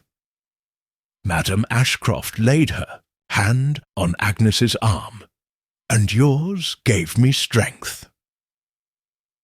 Poirot, watching these scenes of redemption, felt a rare glow of satisfaction. The case that had begun in suspicion and sorrow had matured into reconciliation and joy. He turned to Hastings. "We have achieved more than justice. We have restored faith." Hastings raised his glass. "To Madame Ashcroft, to all who served, and to the spirit of Christmas." Glasses clinked, and warmth bloomed across every face. The grandfather clock in the corner chimed 9 times, its resonant voice echoing through the festooned room. Each chime felt like a blessing, marking the passing of trials and the dawn of a new season. Outside, the snow continued to fall, gentle as a lullaby, blanketing the street in calm. Within, laughter and song rose into the hearth's glow. Berser's Hudson, summoned by Madame's discreet nod, led the party in a carol, a simple melody that swelled into harmonious voices. Even Poirot joined in, his measured baritone blending with the chorus. As the final carol faded, Madame Ashcroft rose again. "Let us carry this light forward into the new year. May every home find its own hearth, every soul its own peace." She raised her hand, and Emily Forsyte, who had come to assist, distributed small parcels to each guest. Hand-knitted socks and homemade mince pies, tokens of personal care. The evening rippled toward its close. Last sips of wine, lingering handshakes, and fond farewells. Poirot and Hastings lingered beneath the portrait of Charles Ashcroft, which looked down upon them from the wall, his gentle eyes seeming to approve of the happiness they had wrought. Finally, with a final nod to Madame Ashcroft, they stepped out into the snowy night. Hastings drew his coat close. "Well, Poirot, shall we head home?" Poirot paused, glancing back at the warmly lit windows. There, beneath that glow, many hearts are lighter tonight, and for that I am content. He tapped his cane upon the pavement. "Let us go, my friend. The world awaits us, with its mysteries, its tragedies, and its joys." They walked through the silent street, snow crunching beneath their boots. Within Baker Street's familiar embrace, Mrs. Hudson welcomed them with a final cup of hot cocoa and assured them of a warm fire in the sitting room. As they settled by the hearth, Hastings sighed happily. A perfect Christmas Eve to conclude an extraordinary adventure. Poirot nodded, gazing into the dancing flames. "Oui, Hastings, and in the years to come, whenever I hear the chime of Christmas bells, I shall remember this night, when justice, charity, and compassion wove the finest tapestry of all." And as the snow fell thicker outside, the detective and his steadfast companion rested at last, their labours paused only by the miracle of the season's final light. Chapter 15. A new dawn of promise. The pale wash of January sunlight glimmered on freshly fallen snow as Hercule Poirot and Captain Hastings made their way down Upper Wimpole Street. The chill in the air carried a promise of beginnings, the turning of the year, the closing of a chapter in the lives of those they had come to know so well, and the quiet anticipation of mysteries yet to unfold. For weeks, the season's sparkle had masked the undercurrent of human frailty. Now, as winter's hush settled, the world felt poised upon the brink of renewal. Poirot paused at the gate of 33 Upper Wimpole Street, turning to Hastings with a small smile. "Mon ami, this house stands transformed by truth and compassion. No longer does grief linger in its corridors, but hope and a steadfast resolve to help those in need." Hastings nodded. "Indeed, I trust the Ashcrofts have recovered fully from the trials of autumn." Poirot sighed contentedly. Madame Ashcroft's dedication to the Trust's work has only deepened. The community scholarships are awarding their first bursaries. The hospital wing nears completion, and the Little Wimpole School thrives under Agnes's careful guidance. He paused, rapping his knuckles gently on the gate. "Shall we pay our respects before we continue?" They crossed the threshold into the warm glow of the hall, where Collins's successor, Mr. Everett, greeted them with a pleased nod. The smell of pine boughs and spiced cakes hinted at lingering Christmas cheer, though the decorations had long since been stored away.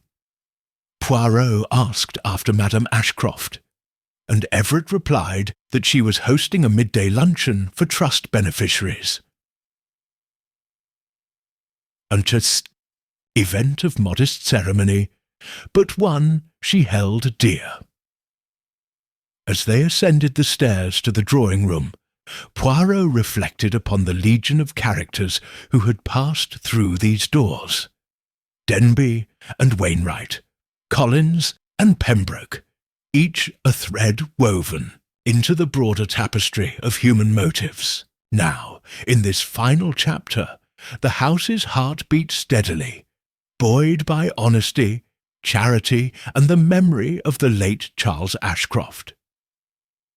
They found Madame Ashcroft in the drawing-room, helping a young scholarship recipient tie a ribbon on her coat, while Father Thomas and Agnes offered cups of hot cocoa to visiting families. The room was awash with laughter and bustling energy. Madame Ashcroft greeted Poirot with genuine delight. "Monsieur Poirot, Captain Hastings, how wonderful to see you again." She introduced them to the children, bright-eyed youngsters clutching books and school satchels, each eager to share their success stories. One young girl, Eliza Penrose, offered Poirot a hand-drawn card decorated with violets and spades. "Thank you for helping my family," she said shyly. "I can go to school now." Poirot accepted the card with a modest bow. "Madame, it is you who have given these children opportunity. I merely guided a few steps along the way." Hastings watched the scene with a warm smile. "Remarkable, Poirot. You have touched lives far beyond any court case." Madame Ashcroft invited them to join the luncheon, simple fare of roast chicken, winter vegetables and custard tarts, seated at a long table beside the fireplace. As they ate, she spoke of plans for the coming year. A winter gala to raise funds for the orphanage, a lecture series at the parish hall, and a community outreach to support elderly residents living alone. "Each initiative," she said, "honours Charles's vision of compassion, and each rests upon the foundation you helped us lay, monsieur." Poirot smiled gently. "Madame, the need is the inheritance. You are the steward of this great trust." He touched his cane lightly upon the floor. "I am but a humble catalyst."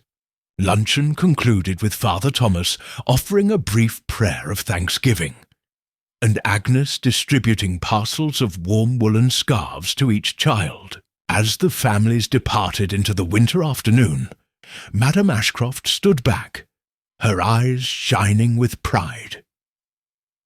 Later, Poirot and Hastings stepped into the hall once more, the hush settling like a gentle benediction. They paused before the portrait of Charles Ashcroft, his calm, kindly visage poised above the mantel. Poirot placed his hand over his heart. "His legacy flourishes, Hastings. It is a rare gift to have participated in such a transformation." Hastings grinned. "A worthy reward indeed." He nudged Poirot toward the door. "Shall we return to Baker Street?" Poirot nodded, but before they left, he glanced at the letter rack. A single envelope caught his attention. Distinctive handwriting, the seal of the Oriental Club. He broke it open to find an invitation from Lord Blackthorne, a request for Poirot's counsel on a delicate matter concerning antiquities, stolen from a private collector. The theft had occurred on New Year's Eve. No ransom demanded, but an invaluable manuscript vanished without trace. Hastings peered over Poirot's shoulder. "Another case, I suspect." Poirot's eyes sparkled with the familiar thrill of pursuit. "Indeed, Captain, the game opens anew." He refolded the letter carefully. "Let us rest briefly, but not too long. These ancient scripts and stolen relics await the light of truth." Outside, the first snow of the day began to fall again, powdered feathers drifting through the air. Poirot closed the door behind them and set the envelope in his coat pocket. The seasons turn, but human nature remains the same. As long as there is darkness, there will be those who seek to obscure it, and those who will bring it to light. Hastings sat arm in arm with his friend, turning towards the familiar glow of Baker Street. "Then onward, my friend, to new dawns and new mysteries." And so, beneath the gentle falling snow and the endless promise of a new year, Hercule Poirot and Captain Hastings walked homeward, their footsteps echoing upon London's winter, the pavements ready once more to illuminate the shadows with the guiding radiance of their little grey cells. Chapter 16. Shadows of the Lost Manuscript. The frost-laced streets of January glinted beneath a pale winter sun as Hercule Poirot and Captain Hastings strode toward the Oriental Club, its classical facade standing proud amid the Georgian terraces of St. James's. The invitation from Lord Blackthorne had promised discretion. An inquiry into the disappearance of a priceless manuscript from a private collector's vault, and incident as baffling as it was audacious. Though fresh snow crunched underfoot, the detective's resolve remained undeterred by the cold. Within London's refined drawing-rooms, artefacts laid bare as much of human nature as criminal enterprises. They entered the club's grand hall, its oriental rugs muted by the hush of aristocratic murmurs. Porters in livery guided them to a panelled anteroom where Lord Blackthorne awaited beside a roaring fire. His countenance, usually composed, carried the tension of one risking diplomatic scandal. The manuscript in question, a 13th-century Persian treatise on optics, had been lent for safekeeping by the Iranian ambassador. Its loss, though concealed from the public, threatened international friction. "Monsieur," Blackthorne said, extending a hand, "thank you for coming. I fear the circumstances are delicate. The manuscript vanished last night, taken from the ambassador's secure cabinet. No forced entry, no alarms triggered. I require your little grey cells to illuminate the culprit before the matter reaches the Foreign Office." Poirot inclined his head, tapping his gloved fingertips. "You have summoned us at the earliest moment, ensuring the trail remains fresh. Pray, guide us to the scene." Blackthorne led them past gilded portraits and engraved doorplates to a rear suite, 3 rooms replete with collector's cases, each housing illuminated volumes, jade carvings, and rare porcelain. The ambassador's cabinet, a tall rosewood piece with intaglio panels, stood between 2 narrow windows, its brass lock unbroken, its glass panel intact. "Last night," Blackthorne explained, "I showed the ambassador around after dinner. At 10, I left him to retrieve tea. At 10:30, he discovered the cabinet open, the manuscript gone." He paused by the cabinet. "Note that the key remains in its lock. A curious oversight." Hastings examined the glass shelf. "No sign of broken locks, but the manuscript is missing from its silk-lined cradle. Nothing else disturbed." Poirot crouched to inspect the rug beneath the cabinet. "Observe these impressions. 2 distinct heel prints. One belongs to leather-soled shoes, the other to soft slippers. Our thief stood here, perhaps to gauge the cabinet's release." He brushed his fingertip across a faint smudge of dust on the floor's edge. "Ah, and here, a smear of ash and a drop of amber-coloured wax, likely from a burning taper." He rose, addressed the butler, who hovered nearby. "Monsieur, who last attended this room before the ambassador arrived?" The butler's polished shoes scraped softly. "I did, sir. I prepared the candles and dusted the shelves at 9, under Mr. Blackthorne's instructions." He bowed. "I returned at 10:30 as requested, and found the cabinet open." Poirot folded his arms. "Tell me, do the candles burn evenly? That taper ash suggests recent use." The butler glanced toward the small desk lamp. "The candles remained unlit. We use the electric lamp for night time." "Yet someone lit a candle," Poirot observed, "and the wax drop suggests a hurried extinguishing." He turned to Hastings. "We must inspect the electric fittings. Perhaps someone bypassed them with a portable flame, disabling internal sensors." He tapped his cane. "And we must question the ambassador's household, the butler, the valet, and the librarian who catalogues these tomes." Their first inquiry led them to the valet's quarters down the corridor. The valet, a precise man named Collins, not to be confused with Upper Wimpole Street's former butler, appeared anxious, his dark eyes shifting under the brow, Poirot, seated in the valet's own armchair, observed the man's trembling hands. "Sir," Poirot began, "you assisted the ambassador in retrieving tea. Did you notice any irregularity?" Collins swallowed. "No, sir. Everything was normal. I left him to find the manuscript, intending to return with tea." He paused. "But before I arrived, I saw the glow of a small flame beneath the ambassador's door." Hastings' eyebrows rose. "A flame? You mean a candle or a match?" Collins nodded. "I thought him deep in study, so I did not interfere. But the glow was strange, too low for the electric lamp's reflection." Poirot tapped his chin. "Your hesitation to enter suggests you feared intrusion. Yet you did enter at 10:30. "Yes, sir. I found the cabinet open. The page on which he last read the manuscript turned, and then I ran to summon Mr. Blackthorne."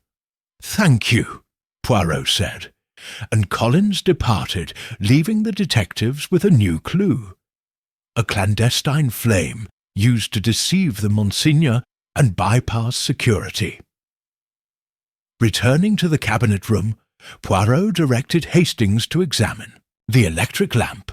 Hastings flicked the switch and discovered a faint buzzing, as though the bulb had been tampered. Under the lampshade, Poirot found a hairpin bent to a U-shape, likely used to short-circuit the wiring temporarily, allowing someone to illuminate the room without triggering an alarm designed to detect changes in electrical current. Hastings held the hairpin. So our culprit brought this tool, knew how to use it discreetly. Poirot smiled. "Ingenious, Captain. A small adaptation ensures the lamp's output masks the candle, yet the wax drop and ash remain forsaken amid the secrecy." He pocketed the hairpin. "Next, the windows." He moved to inspect each. Locks were intact, drapes undisturbed. No access here. He turned to Hastings. "Only one exit remains, the door. But to pass unseen, the culprit must have used a disguise." He stepped to the desk and lifted the velvet-lined leather case, once holding the manuscript, now empty. Beneath, a scrap of paper. A faint fingerprint in candle soot on its corner. Hastings peered. Could this print belong to the ambassador? Poirot's lips curved, or to one of his trusted staff. Perhaps the librarian Mr. Fenton, whose study adjoins this suite. They next sought the librarian's domain on the top floor, where shelves groaned with rare folios and vault-like cabinets. Mr. Fenton, a scholarly man in a velvet smoking jacket, greeted them with deference. "Gentlemen," he said, offering tea, "I am distraught. I devoted my night to cataloguing a corridor of illuminated Qur'ans. I saw no one leave the suite except the valet." His wild eyes betrayed his anxiety. "Yet I heard a soft hiss, as though a candle was blown out, though no draught visited the corridor." Poirot raised a gloved finger. Hissing, suggestive of wax flame, snuffed quickly. "Did you find any candle fragments?" Fenton shook his head. "Only this." He reached into his pocket and withdrew a small pursed cloth containing blackened wick. Poirot examined the wick. "Matches your wax drop. True." He bowed. "Thank you. Now, Hastings and I shall review the ambassador's household registry." Returning to the main foyer, Hastings and Poirot perused the club's register of private access. The evening visitors included Lord Blackthorne, the ambassador himself, the valet, the librarian, and one Mrs. Emily Stratford, a socialite known for hosting dinner parties in these very rooms. Her name sparked recognition in Hastings's eye. "Poirot, remember Mrs. Stratford's gala last month? She hosted the ambassador as a guest of honour. She's the only female invitee granted private access to the manuscript suite." Poirot nodded. "Indeed, we must speak with her." He hailed a page and dispatched him with a note to Lady Emily Stratford, requesting her presence. Within 20 minutes they returned. Lady Stratford, radiant in burgundy velvet cloak, greeted them coolly. "Detectives," she said, smoothing her gloves, "to what do I owe this summons?" Poirot regarded her calmly. "Madame, we investigate the missing manuscript whose custody you briefly shared." He produced the hairpin and wicks. "These implements, do they belong to you?" Her colour climbed. "What? A hairpin? My maid's? Comb and candle fragments? I use evening wax lamps." She forced a laugh. "Surely the ambassador mislaid the manuscript in the library." Poirot tilted his head. Yet the cabinet remained locked, the key left inside, and only one person had both motive and cover to borrow the chapter in darkness. Someone seeking to leverage the manuscript's insights for personal gain. He held up the fingerprint. "Scrap. This partial print. Madame, is this your outline?" She faltered, then her composure cracked. "Yes, I held the book for a moment in order to examine that diagram. Then I became alarmed at its fragility and returned it." Her voice trembled, but I did not remove it. Hastings crossed his arms. "Then please explain the hairpin, the circuit bypass, and the candle we heard hissed." Tears welled in her eyes. I feared losing favour. The ambassador promised me a private commission to illustrate the manuscript's diagrams. I intended only to borrow it briefly and replace it." Poirot nodded. "A misguided ambition. Yet in pursuit of personal prestige, you disregarded the trust's duty." He offered his hand. "Madam, your honest confession spares scandal. Return the manuscript's location, and no further action need be taken." Her shoulders slumped. "It's hidden in my salon's secret drawer, beneath the mirrored panel. Please retrieve it." They returned to the salon, where Lady Stratford demonstrated the panel's release. Beneath, in a false bottom, lay the manuscript's silk cover. Hastings retrieved it with reverence. The thieves' game concluded as abruptly as it began, leaving only the dust of candle ash and the mislaid vanity of an ambitious socialite.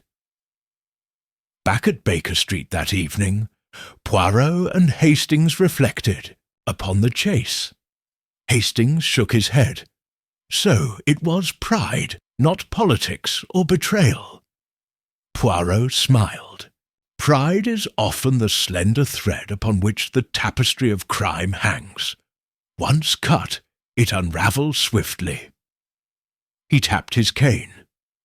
"We return the manuscript tomorrow, before the Foreign Office learns of its absence." Hastings yawned. "Nay. Then, mon ami, a proper rest, perhaps a seaside retreat." Poirot's eyes glittered. A tempting thought. But first, justice must be served, and the little grey cells must satisfy any final doubt. As the fire crackled and the London night deepened, the two friends knew that for every shadow dispelled, new mysteries would beckon. Yet in this season of snow and renewal, they had restored a bridge between nations, preserving both heritage and honour, an accomplishment that felt as warming as any hearth. Chapter 17. A Legacy of Light. The dawn of a new spring leaked through the high windows. of 33 Upper Wimpole Street in a pale whisper of warmth. Winter's chill had long since receded from the city's bones, leaving behind only memories of frost-kissed mornings and the gentle crackle of the hearth's last embers. Within these walls, the air carried a different breath now, one of renewal, of kindness rewarded, and of far-reaching compassion that had grown from the widow's lonely seed. For Hercule Poirot and Captain Hastings, this morning's sunlight felt like a benediction, a signal that their arduous journey through shadows had borne fruit in the full blaze of human generosity. Poirot stood in the drawing-room, which now felt forever transformed. The once ominous card of spades no longer hung as a spectre on the mantelpiece. Instead, it had been framed and placed beside a plaque, summarizing the Trust's first successful grants. On the side table, the silver snuff-box, reborn as a symbol of charity rather than subterfuge, glimmered beside the leather-bound record of all who had served. Hastings had just arrived, his brown moustache twitching with a smile as he placed a steaming tray of Darjeeling and fresh croissants on the walnut table. "Mon ami," Hastings exclaimed, brushing crumbs from his sleeve, "it is good to see life return to normal. If our version of normal includes singing choirs and dispensing scholarships." He poured a cup of tea for Poirot, who received it with a genteel nod. "Normality, Captain, is the art of living between cases. Yet even within routine, there lies the extraordinary. Madame Ashcroft's trust now supports the Little Wimpole School, aids widows' welfare, and sustains the memory of Mrs. Rawlings in every life it touches." Poirot lifted his cup to his lips, inhaling the bergamot's gentle tang. Justice was but the first step. Charity will carry us forward. Hastings leaned back in his chair. And how about our dear widow? Had she found peace at last? His tone was gentle, laced with the genuine warmth that had formed between them over the months. "Madame Ashcroft writes daily to her trustees," Poirot replied. "Her letters brim with gratitude for Denby's measured sentence, Collins's pardon, and even Wainwright's contrition. She has invited them all to the country estate this summer for a gathering of reconciliation and fellowship." Poirot's eyes gleamed. "She understands that redemption, like charity, flourishes when one extends a hand rather than erects a wall." Hastings smiled. "A splendid idea. I'll dust off my blazer and join the picnic." He paused, then added with mock solemnity, "Though I hope there are fewer bent spoons and smudged cards in her fields." Poirot chuckled, the sound as crisp as the morning air. "Fewer indeed, Hastings. Yet one never knows what quirks human nature may still reveal."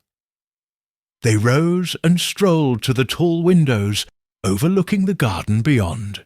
Crocuses and daffodils bloomed in riotous yellow and purple, a testament to resilience after a cold season.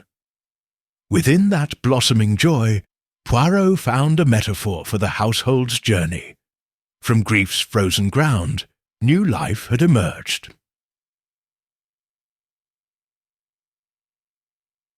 They gazed upon the scene. A soft knock at the door announced the arrival of Father Thomas, hands folded in calm composure.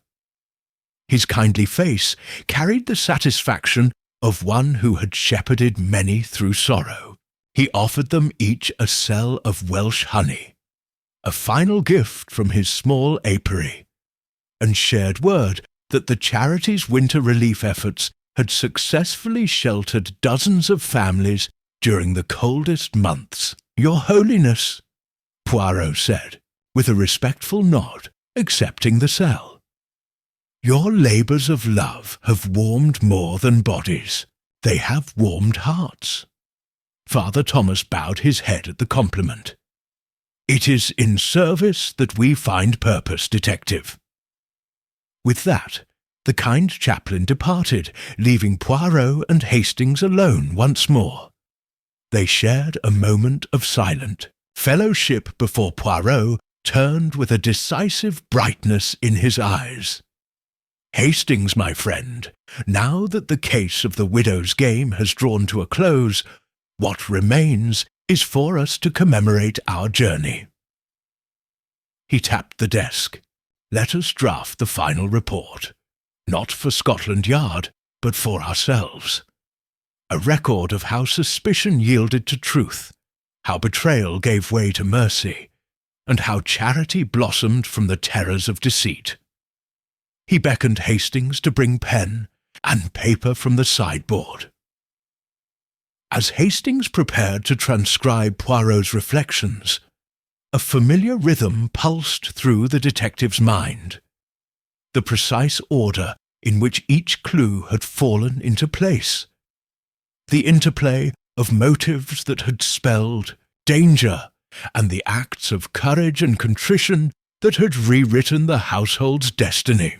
He dictated paragraphs detailing Denby's remorse, Collins's misguided devotion, Wainwright's fall from grace, and Agnes's faithful service. Page upon page, he captured the tapestry of human frailty and grace.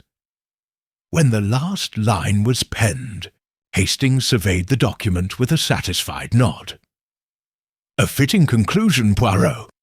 This shall remain among our most remarkable undertakings." Poirot carefully folded the manuscript and tucked it into his briefcase. "Indeed, Captain. But now—" He paused, closing his eyes in rare repose. "Now I believe a brief sojourn to the countryside would do us both good. I have heard of a charming inn on the South Downs, fresh air, solitude, and perhaps an invitation to solve a gentle puzzle of lost sheep or a pilfered rooster." Hastings laughed aloud. "A puzzle of less dire consequence, just what we need." He clapped Poirot on the shoulder. "Let us depart tomorrow at first light." With their plans set, the two companions spent the remaining hours in congenial conversation, recalling moments of peril and triumph. The bent spoon that first hinted at foul play, the forged codicil that nearly rewrote a woman's legacy, and the violet ink that became an emblem of transformation rather than dread. They spoke of the new friendships forged and the lessons learned, each anecdote reinforcing their shared conviction that truth, served with compassion, could heal even the deepest wounds.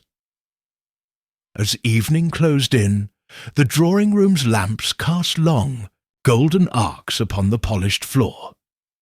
Poirot and Hastings sat by the fire, sipping gentle port and listening to the wind rustle through bare branches beyond the window. The world outside seemed vast, full of mysteries still unwritten, crimes still unpunished and kinder acts still unimagined. And yet within that room at least all was right. Justice had been served, charity had been sown, and hearts had been mended by the steady application of the detective's art and the generous spirit of his clients. At last, as the fire embers glowed in gentle embers of red and gold, Poirot set aside his glass and rose. "Good night, Captain," he said softly, offering his arm. "May your slumber be as peaceful as this household now rests." Hastings rose and shook his cravat. "Good night, Poirot. Until tomorrow's adventure." They extinguished the lamps and left the drawing-room in darkness, the silence settling like velvet. Outside, the snow glimmered under street lamps, and the city's hum receded. Within each man's heart, though, a cavern of warmth remained, a testament to the triumphs of reason, the grace of forgiveness, and the enduring light that springs from acts of selfless compassion. In the years that followed, the tale of the Widow's Game would become one of Hercule Poirot's most celebrated investigations, studied by apprentices of detection and admired by those who valued kindness as much as cleverness. But for Poirot and Hastings, that grand narrative would always be most alive in the quiet moments of renewal. A single violet on the mantel, a well-bound ledger free of smudged ink, and the knowledge that even amid the darkest turns of autumn's gaze, grief, spring's promise of new life, was never far behind. Chapter 18. The Ever-Turning Wheel of Justice. The morning light crept timidly through the frost-laced panes of 202B Baker Street, casting slender bars of gold upon the familiar rosewood furniture. For Hercule Poirot, accustomed to the measured synchronicity of each day, this dawn felt like a gentle exhalation after months of laborious pursuit. Beside him, Captain Hastings sat at the breakfast table, poring over the morning papers with the casual interest of a man who, for once, had no immediate case pressing upon his mind. The teapot steamed its fragrant promise, while Mrs. Hudson bustled about with toast and marmalade. Outside, London stirred into life, the distant rumble of omnibus wheels, the calls of newspaper boys, and the faint chime of church bells resonating through Wimpole Street. Poirot stirred his tea thoughtfully, recalling how this very flat had witnessed so many dramas: thieves of antiquities, forged codicils, secret heirs, and stolen manuscripts. But none had revealed the depths of human redemption so fully as the Widow's Game. From the first glint of a single playing card upon a lawyer's blotter, to the final reconciliation beneath the cherry blossoms at Greystone Manor, the tapestry had woven itself from sorrow into triumph. Today, all that remained was to acknowledge the echoes of that journey, and to prepare for whatever new puzzle fate might place in his path. Hastings looked up from his paper, eyes bright. "Poirot, have you any idea what tomorrow will bring?" he asked with a smile. "No new inquiries? No summons from Scotland Yard?" He set the paper aside and leaned back in his chair. "I confess, I rather relish the notion of an idle day." Poirot offered a gentle laugh, his moustache twitching with amusement. "Dear Hastings, the life of a detective is never truly idle. Even when no case beckons from the courthouse, the world around us teems with subtleties awaiting discovery. Yet I shall grant you the illusion of respite. For now, let us savour peace before the little grey cells awaken anew." They finished breakfast in companionable silence, each lost in reflection. Poirot's thoughts drifted back to the Ashcroft household, to Madame's steadfast courage, and to the many hands, Denby's confession, Collins's repentance, Wainwright's downfall, and Agnes's loyalty, that had shaped the Trust's destiny. He pictured the faces of the children at the little Wimpole school, bright with expectation, the grateful patients in the new hospital wing, the elderly neighbours warmed by winter relief, and Carr's family, secure once more in their rightful inheritance. Each was a living testament to justice done and kindness multiplied. After breakfast, Poirot donned his frock coat and scarf, and together he and Hastings set out for a brisk promenade through Regent's Park. The air bit with the last whispers of winter, and the branches of the bare plane trees formed skeletal patterns against a pale sky. Joggers passed in bright tracksuits, and mothers wheeled prams along the gravel paths.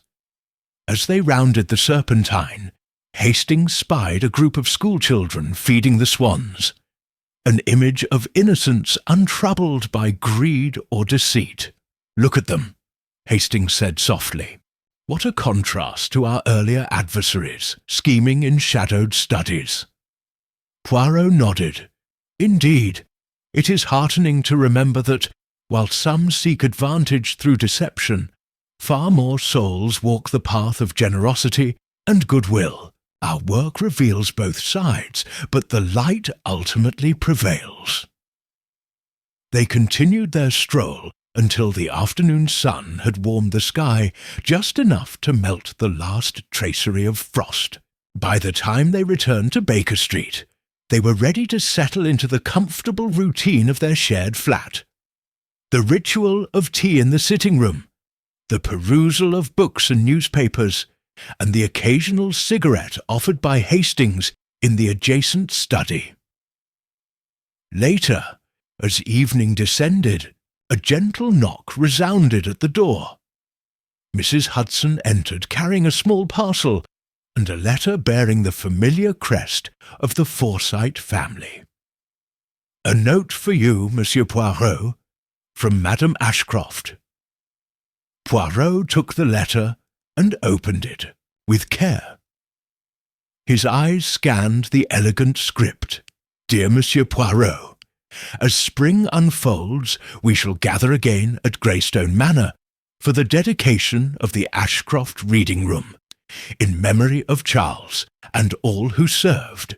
It would bring me great joy if you and Captain Hastings would honour us with your presence. The children of Little Wimpole School will read selections, and I intend to unveil a portrait of Charles, painted by our friend Mr. Gleeson. Yours ever." In gratitude, Geraldine Ashcroft Poirot read the letter twice, then looked up at Hastings. "A final celebration, n'est-ce pas? The reading room shall stand as a beacon of learning, a fitting monument to the Trust's ideals." Hastings grinned. "And another chance for us to escape for a few days to the countryside. What do you say?" Poirot folded the letter and placed it on the mantel. "I say we go, and we go with pleasure. Tomorrow I will send word to Mrs. Hudson to prepare our trunks." They spent the rest of the evening making tentative plans. Which books to bring, which walking stick to choose, and which waistcoat would best suit an afternoon unveiling.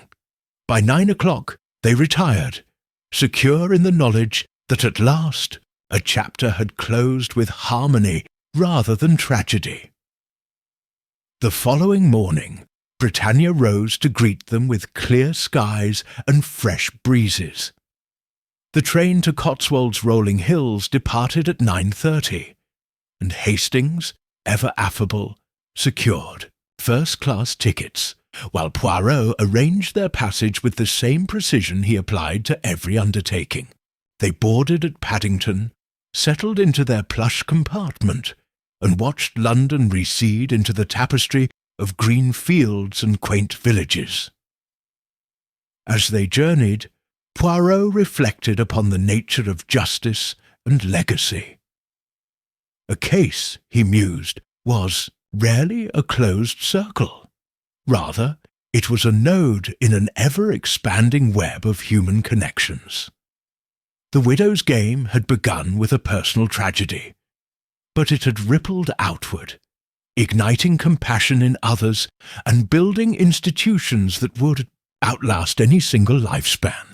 In that achievement lay the true victory, not merely the apprehension of culprits, but the creation of enduring good. Captain Hastings, glancing up from his newspaper, broke his companion's reverie. "Poirot, I believe I've found a club luncheon, party happening tomorrow at Waterford Hall, an opportunity to mingle with local gentry, and sample another mystery or two.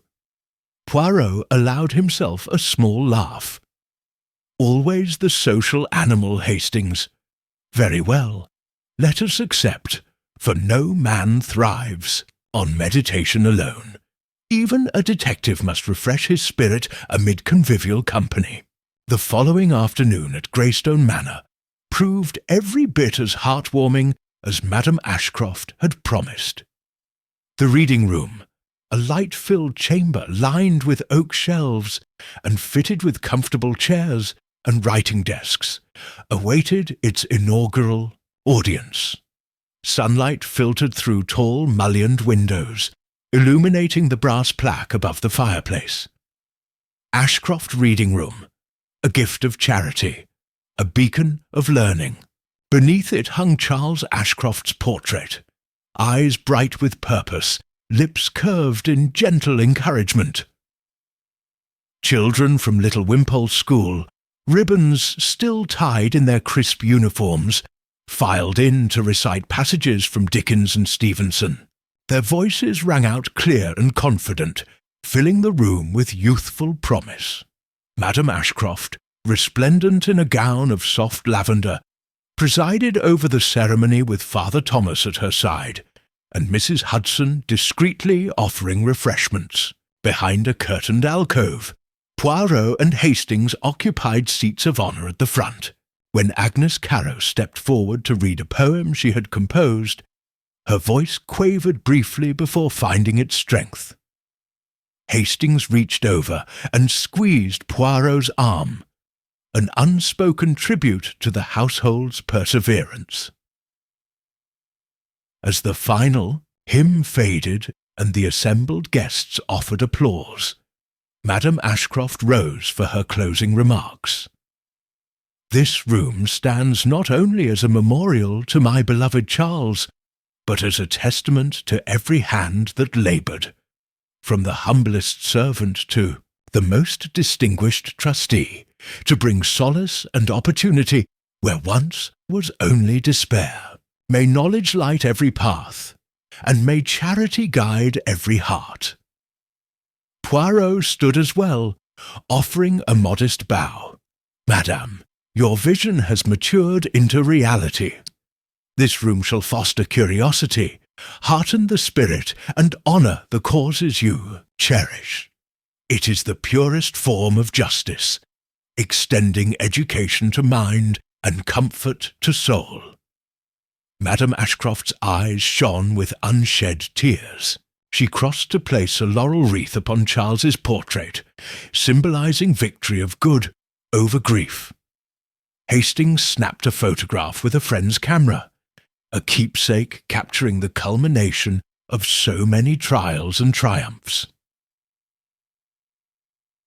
When at last they departed, the manor's grounds glittered with new frost, and the sky above glowed with the pale promise of dawn.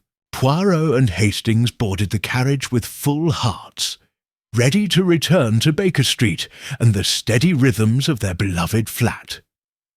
Yet they carried with them something more than the memory of this final celebration. They bore witness to the truth that lasting legacies are not built upon fear or deception, but upon the selfless acts of many, united by compassion and guided by unwavering principles. As the carriage trundled away, Poirot gazed back one final time. The reading rooms, windows aglow from within, shone like lanterns in the dusk, beacons of hope cutting through the longest winter's night. With a satisfied sigh, Poirot turned to Hastings. The game is done, my friend. Yet, in its final move, justice did not merely punish. It built a future. Hastings nodded, eyes bright. A future worth all our little grey cells could devise. And so, the last page closed on the widow's game. Not with a bang of scandal, but with the soft rustle of turning pages, the laughter of children, and the golden light of a legacy destined to endure. For in the end, the most profound mysteries are those of the human heart, and the most enduring solutions are born of empathy, integrity, and the ceaseless pursuit of truth.